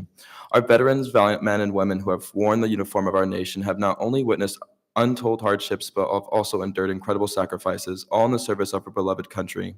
They have displayed unmatched valor in the face of adversity, defending the ideals and principles that make our nation great. However, their commitment extends not only to their time in service, but also to the families who have supported them throughout the journey. Our military families, too, have carried their share of the burden, and they, too, deserve our deepest gratitude. This proclamation is not just about acknowledging their sacrifices, but it also emphasizes the importance of higher education for our veterans and military families. As a university, we have a unique role in playing in their journey. Many veterans transition from the military to pursue higher education, and UCF has been a beacon of hope for these individuals, offering them the opportunity to achieve their academic goals. Our veterans, having faced unimaginable challenges during their service, deserve our utmost support when they choose to further their education. They bring a wealth of experience, discipline, and dedication to our campus, enriching our academic community with their unique perspectives. UCF is committed to providing the resources and support systems they need to thrive in their academic pursuits. Moreover, our military families, often juggling the responsibilities of home and family life while their loved ones are deployed, also find solace and opportunity in our academic programs. Pursuing an education is a way for them to build brighter futures for themselves and their families. UCF stands ready to support them in their educational journey, recognizing the sacrifices they have made. Passing this proclamation signifies the unwavering commitment of the student government to acknowledge and appreciate the sacrifices made by our veterans and military families, while emphasizing our dedication to fostering a culture of appreciation and support on our campus. Not only during the month of November, but throughout the year, we aim to provide an inclusive and supportive environment for all our community members, including those who have served in the military or supported them on the home front. By passing this proclamation, we not only affirm our recognition of Veterans and Military Families Month, but also reaffirm our commitment to create an inclusive and supportive environment for all our members of our UCF community, including veterans and their families pursuing higher education.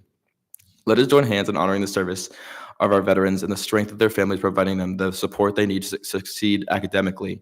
I urge each and every one of you to stand with me and vote for the passing of this proclamation. Together, let us show the world that at UCF, we honor and support those who have sacrificed so much for our freedom and dedicated to their educational success. Thank you. All right, do you yield your time? I yield the rest of my time. Are there any questions? Samilo? Move to debate. There's been a motion to move to debate. Are there any objections? Seeing none. Hamid? Motion to see Brody's amendment as a technical. I will see that. Well, there's been a motion to see it as a technical. Are there any objections? No? Okay. Who has it? Y'all can raise it higher. Yeah. Motion to move Senator or Chair Temple's amendment as a technical as well. There's been a motion to see Chair Temple's amendments, comments on the document as a technical. Are there any objections? Seeing none. They're literally like Again, it's the crossing over of things. No, it's fine. And then this is Rivera. Rivera, I'll see yours as a technical as well. Anyone else? Wanjan and Kringle. Can we also see minus text? Sorry, they're in the same place. No problem. Yeah. Might as well. Yeah. Y'all are funny. And then who's this? Yeah, Wanjan. Okay. Are there any? Samilo? May I retain? You may. Again, awesome job writing up the proclamation. You do amazing things here for Senate, and I'm really happy to see that this is being commemorated. And with that, move to vote. There's been a motion to vote on Proclamation 5509. Are there any objections? Seeing none, we are now there.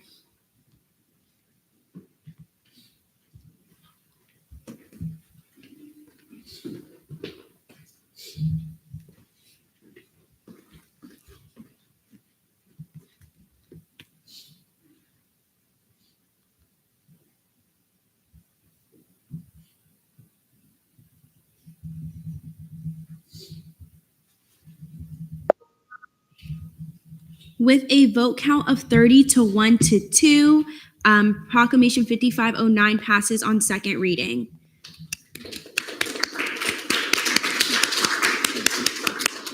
(10:09), y'all. Senate Forum, Chair Hamid. Bless you. So tomorrow, the LGBTQ caucus is holding chair elections. No, Chair Carter is not here to announce this, but I will. So we're holding chair elections tomorrow. So if you're interested, please tell Chair Carter and join the caucus. Also possibly mayhaps vice chair elections, we shall see. So please join the caucus. We're literally currently 3 people. Please join. I would like to see more people there. Also, caucus chairs. make sure you fill out the when to meet I have in my announcements. It's very important. And if you don't, I will literally go to your doorstep and cry and scream. And you don't want that. You do not want me crying at your doorstep because I will cry and it's ugly crying. Also, we're kind of at the point in the semester where we're kind of all burnt out and kind of sad. So take care of your mental health. It's really important. Your mental health is so important. It can really affect your physical health too, y'all. Please, if you need a break, take it. Take a break. Senate can wait. Senate can wait. Please understand that like your mental health comes before being a student and also comes before being a senator. It's really important that you're able to take care of yourself. So yeah. Daedalus? It's a question and a statement. Just a second, what Jason said, like, take care of yourselves, y'all. Like, I'm beat, bro. Like, I'm investing in this all day. Like, I'm running on 3 hours of sleep. Please take care of yourself. Like, do what needs to be done, okay? Because you are going to be an academic weapon this semester. Trust.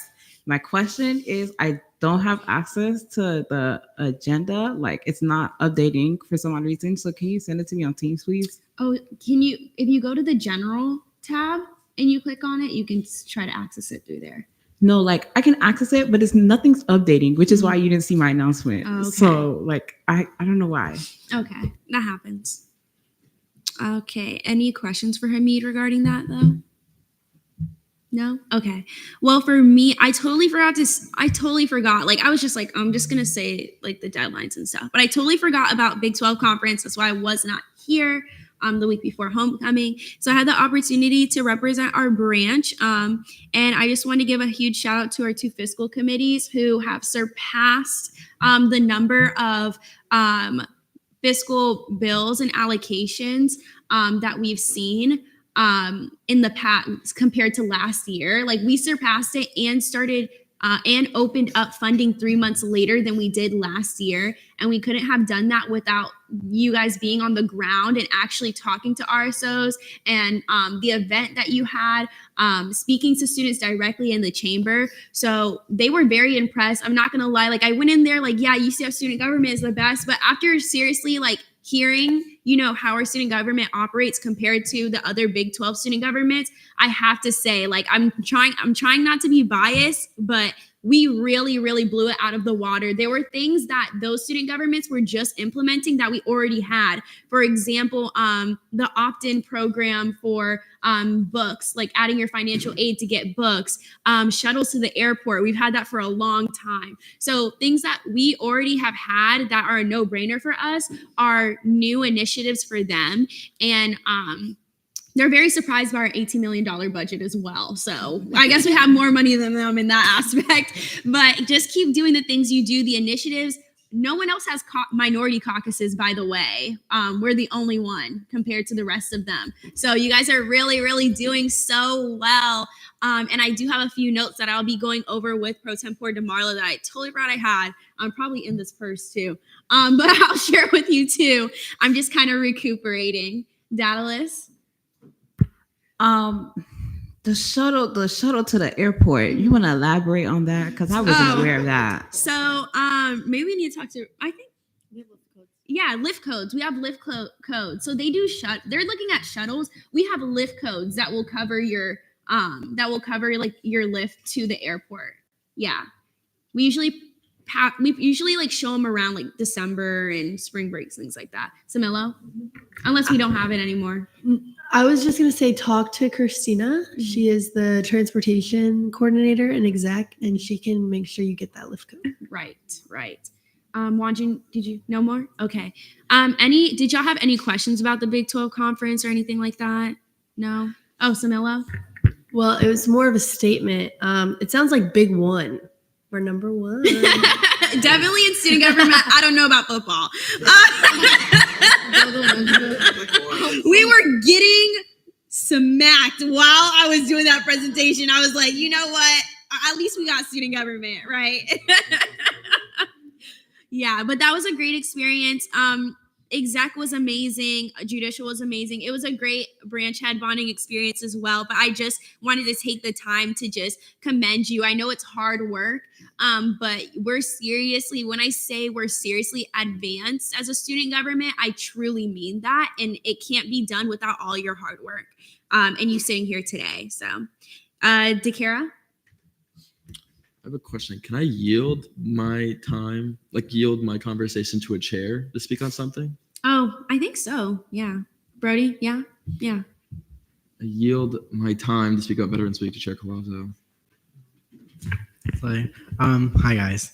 I'm quickly just gonna go over Veterans Week and how it's gonna work next week. So starting November 6th, which also happens to be Chair Collazo's birthday. At 7:30, we'll be planting the flags at Memory Mall. You guys are more than welcome to join us. And then on November 8th, that'll be the Veteran Salute Ceremony. You have all received an invite on it. Make sure you RSVP. On behalf of the caucus, I will be reading. I was invited to read both of the proclamations in front of everyone at the ceremony, so I'll be doing that. And then the Attorney General will be doing the Pledge of Allegiance. And then on November 9th, we're covering those American flags from Memory Mall at around 5 p.m. And then on November 11th, on Veterans Day itself, a post will be going up for Veterans Day. And I think that's it. All right. All right. Next, we have Chair Butler. Hi guys, if you're like a big nerd like me, UCF Day of Cosplay is November 19th. It starts at 12 and I think it ends at 6, and you should come out because I'm there. All right. Vorn?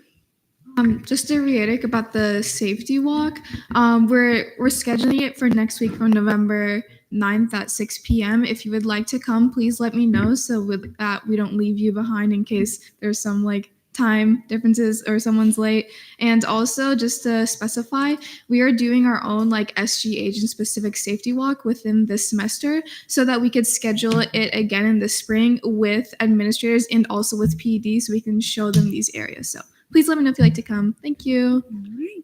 Anyone else wishing to speak during Senate Forum? Yerda? Hello, everyone. I know Vion isn't here to speak about it, but this month coming on November 17th through November 19th, we have Model UN's Night Month coming up. Night Month is where we have a bunch of high schoolers come out from the Orlando area and from around, and they come and we basically simulate Model United Nations. It's a very good experience for these high schoolers as they learn parliamentary procedure, learn, global politics, and it's just all around a good experience for them. So we are looking for volunteers. If you do want to volunteer, you can reach out to me. We definitely will need volunteers. We have about 440 kids coming. So if you see a bunch of high schoolers stampeding around Global, you'll know why. But yes, please reach out and we would love to have you. Thank you. Temple? To kind of knock off of Senator Yera's, the Night Month committees are extremely fun. Not only just if you're looking for actual international politics, but also for very niche historical subjects. Not sure if you can call the Cuban Missile Crisis a niche subject, but let's just say somebody's going to be trying out a JFK accent at one point or another. Whoa. Anyone else? What? Maddie? I have chaired 2 years for Night Month, and it's very fun because somehow they always end up marrying each other. So if you want to see Neil Armstrong marry someone else, it's pretty great. So definitely chair. It's a lot of fun. Borges? Hate to be that person. Just wanted to clarify some of the fiscal things from last year. So correct some statements. The funding for this fiscal year started at the exact same time. This time it started 4 days later. Just wanted to clarify. And then the numbers are pretty much on par last fiscal year, the one before. They started funding the previous fiscal year before that, and that's why they started 3 months earlier, not to fund the fiscal year in front of it. So the numbers are the same, but they're doing an amazing job. I just want to clarify. Those are based off the numbers that I got from the tracker. I didn't get them, but I delegated it to someone. So those aren't numbers that I personally pulled, but thank you for that. Are there anyone else that would like to speak? No? Okay. Senate deliberations. Anyone wanted to deliberate? I'm assuming not. Advisors report. Bro, oh, my bad, Kylie. I didn't see you. It was more of a question. One of the bills I like made a technical, but it like we voted before it was like the suggestion was corrected. Yeah. I don't know. Brody's gonna handle that because Brody, do you want to explain that? Or It's for a dollar amount. So yeah, if it was a technical, then I'll accept it. Mhm. If that's fine. yeah, if it's a technical, like then we'll accept it. If it's like a major change, then we'll have to most likely re-see it. But if it's a technical, then It was just the lodging cost. It like I was adding up the total real quick and then I was just changing it from what like the math was already stated on the bill. okay. If the math was already stated, then that's just a technical. Okay. Is there anyone else? All right. Advisors report, Brody. Hey y'all, not much from me. Just want to say thank you for your patience this week. I've been out sick. Clearly I'm still sick, but you know, we're here. So yeah, thank you for being patient with me and my not great communication this week. Yeah, let's do some senator shout outs. We've got something. Yeah, Jason. Okay, first, I want to shout out Chair Vorn and Vice Chair Lazo for the amazing event that they did. They slayed, guys. It was a major slay. Also, I want to shout out all the SBAers who came and tabled that day. I love you guys. I especially want to shout out Senator Acosta because apparently, according to Chair Vorn, things got a lot easier when he was put to work, like it was the Navy when he got there. Also, they're not here, but Vice Chair Fantel, I'm so glad they got Senator of the Month because they work so hard. Like, if y'all know all the stuff that Vice Chair Fantel does, she is crazy, but she still slays. She still works hard. All right, Ethan. Oh, good to get the very long list out of the way. Of course, it's not nearly as long, trust me. So of course, my obligatory shout outs to GAP and ORS because ORS having to deal with a 30-page agenda every single week. My hands. GAP, of course, for dealing with the legislative priorities and with due diligence. I want to shout out Richmond and Polera again, specifically for the donuts to make that spooky day much more spooky. I wanted to shout out Senator Wanjin in particular because she helped me out with the voter's guide because everything was so swamped. Hey, you can give me the face. I'm still shouting you out. And she made a really good voter's guide and compiling all the information GAP had created. So good job for you and good job with you and your amazing skills at Canva. I wanted to shout out the API caucus and Chair Patel in particular for going through extremely rigorous due diligence regarding the Israel-Palestine resolution. We're still going to be working on that, and I really do admire the work that you're putting in to coordinate this and to make sure that this resolution is as informative and as unbiased as possible, given the stakes of the matter. Shout out to Senator Lax for now being Senator Lax, but also for helping us out with that before you became a senator. And of course, Women's Caucus for absolutely killing it with that Women's Health Fair. Sorry I couldn't be there, class. And what's it called? Helping somebody else out with that legislation. That's all. All right, Luciana. Shout out to the entirety of SBA for saving my life at the health fair. Thank you so much for your help. Shout out to Sierra for all the help that she's given me for the health fair. That also saved my life. Shout out to Allison for helping me get volunteers for the event. Shout out to Lazo for dealing with me. Thank you. And shout out to Polera and Elise for the yummy treats for our Halloween-based meetings. Thank you all. All right, Laura. Shout out Polera. I actually had nothing to do with the donuts, but thank you for the credit. All right, Akila. Shout out ELA Richmond. Just to reiterate what Sierra said in vice president, senior president, literally said that the impact we made through our legislation and through our conversations with deans needed immediate solutions. I think that the direction that dean meetings have taken this year has far surpassed what we have done last year. So that notion that dean meetings don't matter, I don't even think is true anymore. Seeing, the response that we get, seeing the deans here, at open forum saying that they're excited to see us make legislation. They want us to make legislation. It's just amazing to see, you know, what the speaker's office has done this year regarding dean meetings. So, you know, just want to thank y'all for that and shout out. All right, Aiden. Shout out everyone who wore a Halloween costume today. All right. Oh, Shout out to everyone who didn't wear a Halloween costume because it's not Halloween anymore. all right. Feels combative. Kylie. Shout out to Trainer for doing the attendance. You did really amazing. I know it's kind of overwhelming. Second shout out to Adam Karinga. Firstly, I wanted to thank him for his work that he does within ROTC, as well as asking the people in ROTC about CRT policies and stuff like that. I also wanted to thank him for introducing me to the beautiful men in uniform. Next time I need to dress up like a little wag because wow. USA. Anyways, but with that, yeah, I just wanted to thank Adam. And then obviously thank you CRT for everything that you guys do and supporting me as your chair. All right, Katrina.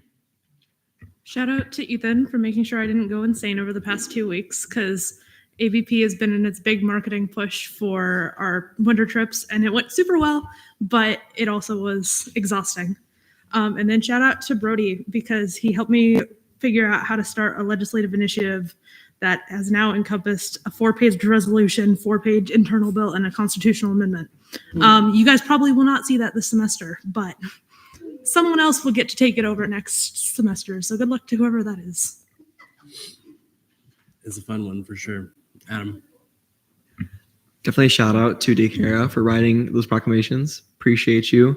Definitely another shout out to CCIE, those proclamations or those STEAM meetings, and with Richmond as well. Thank you for all your work on that.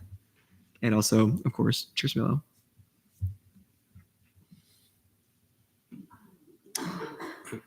Aria. Hi everyone.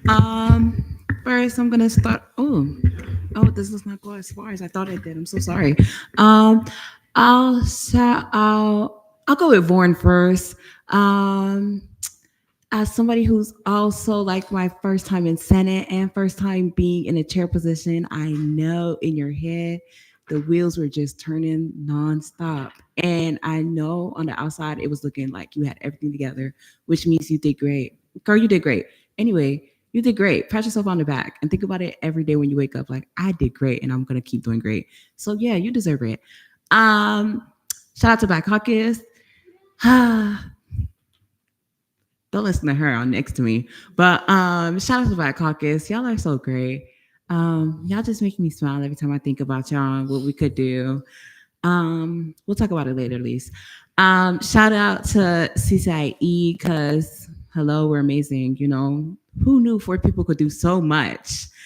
And then shout out to all of y'all. Like, y'all are great. Y'all are going to do great. Keep being great. That's my word for today. Greatness. All right. Nathan. Yeah, just a quick shout out to honestly everyone that helped me get in such short notice. I mean, the sign over was today and I was seen tonight. I think that really speaks to a lot of the efficiency that we have here. So thank you. All right. Yep. I want to shout out Brody. If there was a Brody fan club, I would be top 3. Okay. Thank you. Jason. I have a question. This is not a shout out. I'm sorry, guys. Doesn't new Senator Lax have to put in what caucuses and committees he would like to join? Yeah, make sure you do that by the end of our announcements or our advisors report section. All right. Seeing no other. Oh, all right. Yeah, go for it. Sorry, y'all. I just wanted to shout out Jason. Like, y'all, this has been long overdue because Jason has been a real one to me. Like, my work and school schedule is outstandingly crazy, But Jason has, you got to see it through my brother. Like, he saw it through and made sure like I can be there as much as possible and be able to partake in SBA as I can with the schedule that I have, no matter how loud it is in my background. But Jason has stuck beside me. I appreciate you, Jason. Like, for real. All right, Ethan. Yeah, of course, I had to forget one more shout out. Technically, two. I wanted to shout out Chair Campbell and Vice Chair Duke for leading Disability Caucus and going and still pushing through with the Disability Commons initiative. Despite all the hurdles, you guys are doing fantastic in that initiative. And I cannot wait to actually help you guys out a wee bit more in diving into policy. All right. Seeing no more, we'll pass it on. Hello, everyone. For some reason, I felt the need to introduce myself. Like in my head, I was going to do an introduction. Somebody in the office asked me like what I was today. I was like, I've been working here for like over a year. I'm the graduate assistant. Like, anyways, great work today, per usual. I don't remember if I said I was going to update everybody, but I did get into 2 more med schools. So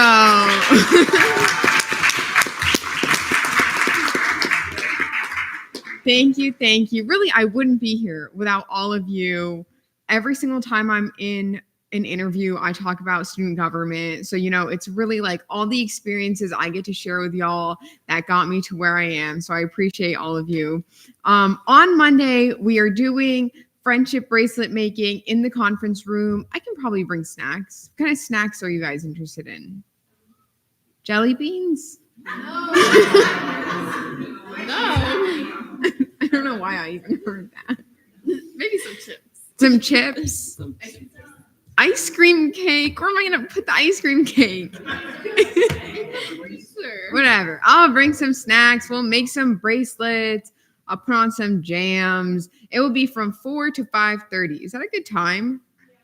Perfect. That's the time that it is then. And then we have another event that's later in November. It's Wednesday, November 15th, which I know is kind of like close to the end of the semester, but we're going to be creating a LinkedIn profile with career services.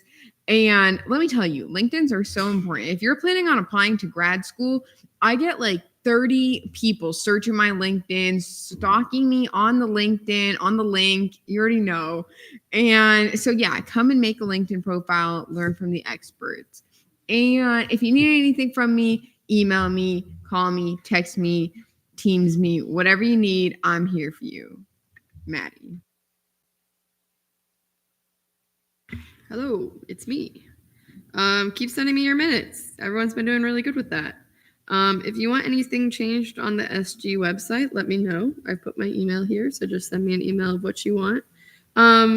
Also, if you have like a professional headshot with like a decent background, send it my way, and then I'll kind of determine if I want to put it on the website or not, because I want to see everyone's pretty faces. Lastly, pray for Brody. He's very sick today, and now I'm probably sick, so yeah. And this cat is cute. Do you have questions for any of us? Go ahead. Not necessarily a question, but thank you for putting cats back in the You room. are so welcome. I could feel that there was some sadness missing the cats. Any other questions? Cool. All right. Okay. So miscellaneous business reinstatements, none. Elections. Is there a motion to open FAO elections? Is there a motion to open nominations? Is there a motion to nominate ILA Pullman to FAO? Is there a motion to close nominations? Is there a motion to vote on these elections, whatever? I don't know. Sorry. All those in favor say aye. All those against say nay. All those abstaining. Congratulations, ILA Pullman. All right. Is there a motion to open elections for ENA? Is there a motion to open nominations for ENA? Is there a motion to nominate Senator Lax to ENA? Is there a motion to close nominations for ENA? Is there a motion to vote on the elections of ENA? All those in favor say aye.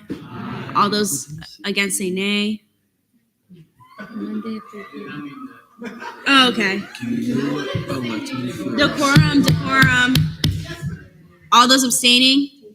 Congratulations, Senator Lax. Mhm. Is there a motion to open elections for CRT? Sorry, give me one moment. Is there a motion to open nominations for CRT? Is there a motion to nominate Chair DeCara to CRT? Is there a motion to close nominations?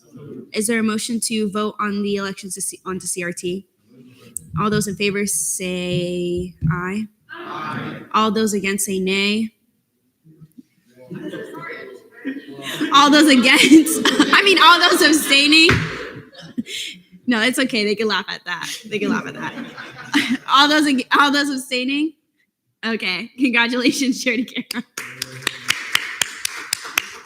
All right, appointments.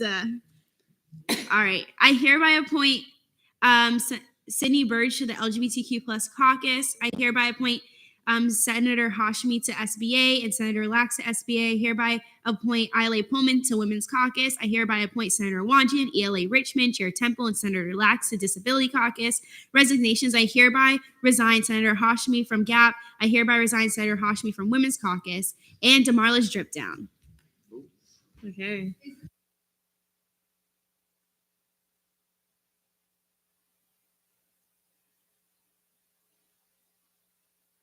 Okay, this is gonna be a hard one. For honorable mention, I'm gonna have both Haley and Laurel because I think their outfits are amazing, but they've already won first, both of them. So I feel like I can't put them down again, but their outfits are really amazing, y'all. If you want to give a twirl quickly. Laurel's been marinating in that outfit for weeks now. Third place, I had someone. Oh, it was Lax. Let's go. Give us a twirl. In second place, I'm gonna give it to John Polera because he made a fire Instagram post about DeMarla's drip down. I thought it was very wholesome. Monochrome.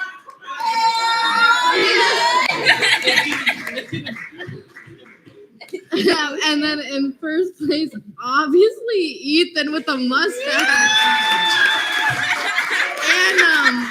and the cane that he's been shaking pretty vigorously for a while now.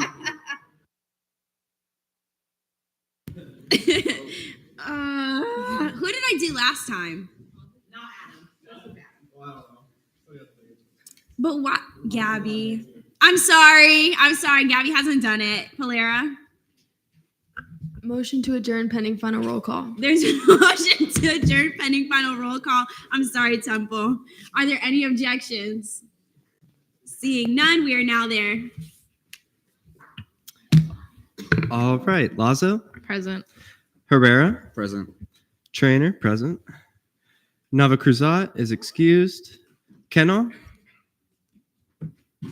absent. Morissette. All right. Temple. Good evening. Vorn. Present. Polera. Present. Caringle. Present. Daedalus. Present. DeCara. Present. Butler. Present. Campbell. Present. Conti. Okay. Lazier is excused. Fintel. Absent. Hamid. Present. Okay. Moore. Absent. Rose. Here. Okay. Present. Whitson. Here. Yera. You already know, present. Quiroga. All right. Carter is excused. Y'all can pack up quieter. Wanjan. Present. Samilo. Present. Humayun. Present. Nadella. Nadella. Present. Okay. Patel. Here. Yalmanchili is absent. Luthra. Absent. Acosta. Present. Borges. Here. Okay. Hashimi. Present. Duke. Present. Torres, Present. Holmes, Present. Donahue, Present. Lax, I'm here. Lacasse, Present. Polera, Present. Federico, Christopher. Okay, Pullman, Present. Richmond, Present. Vasquez is excused. Rivera, Present.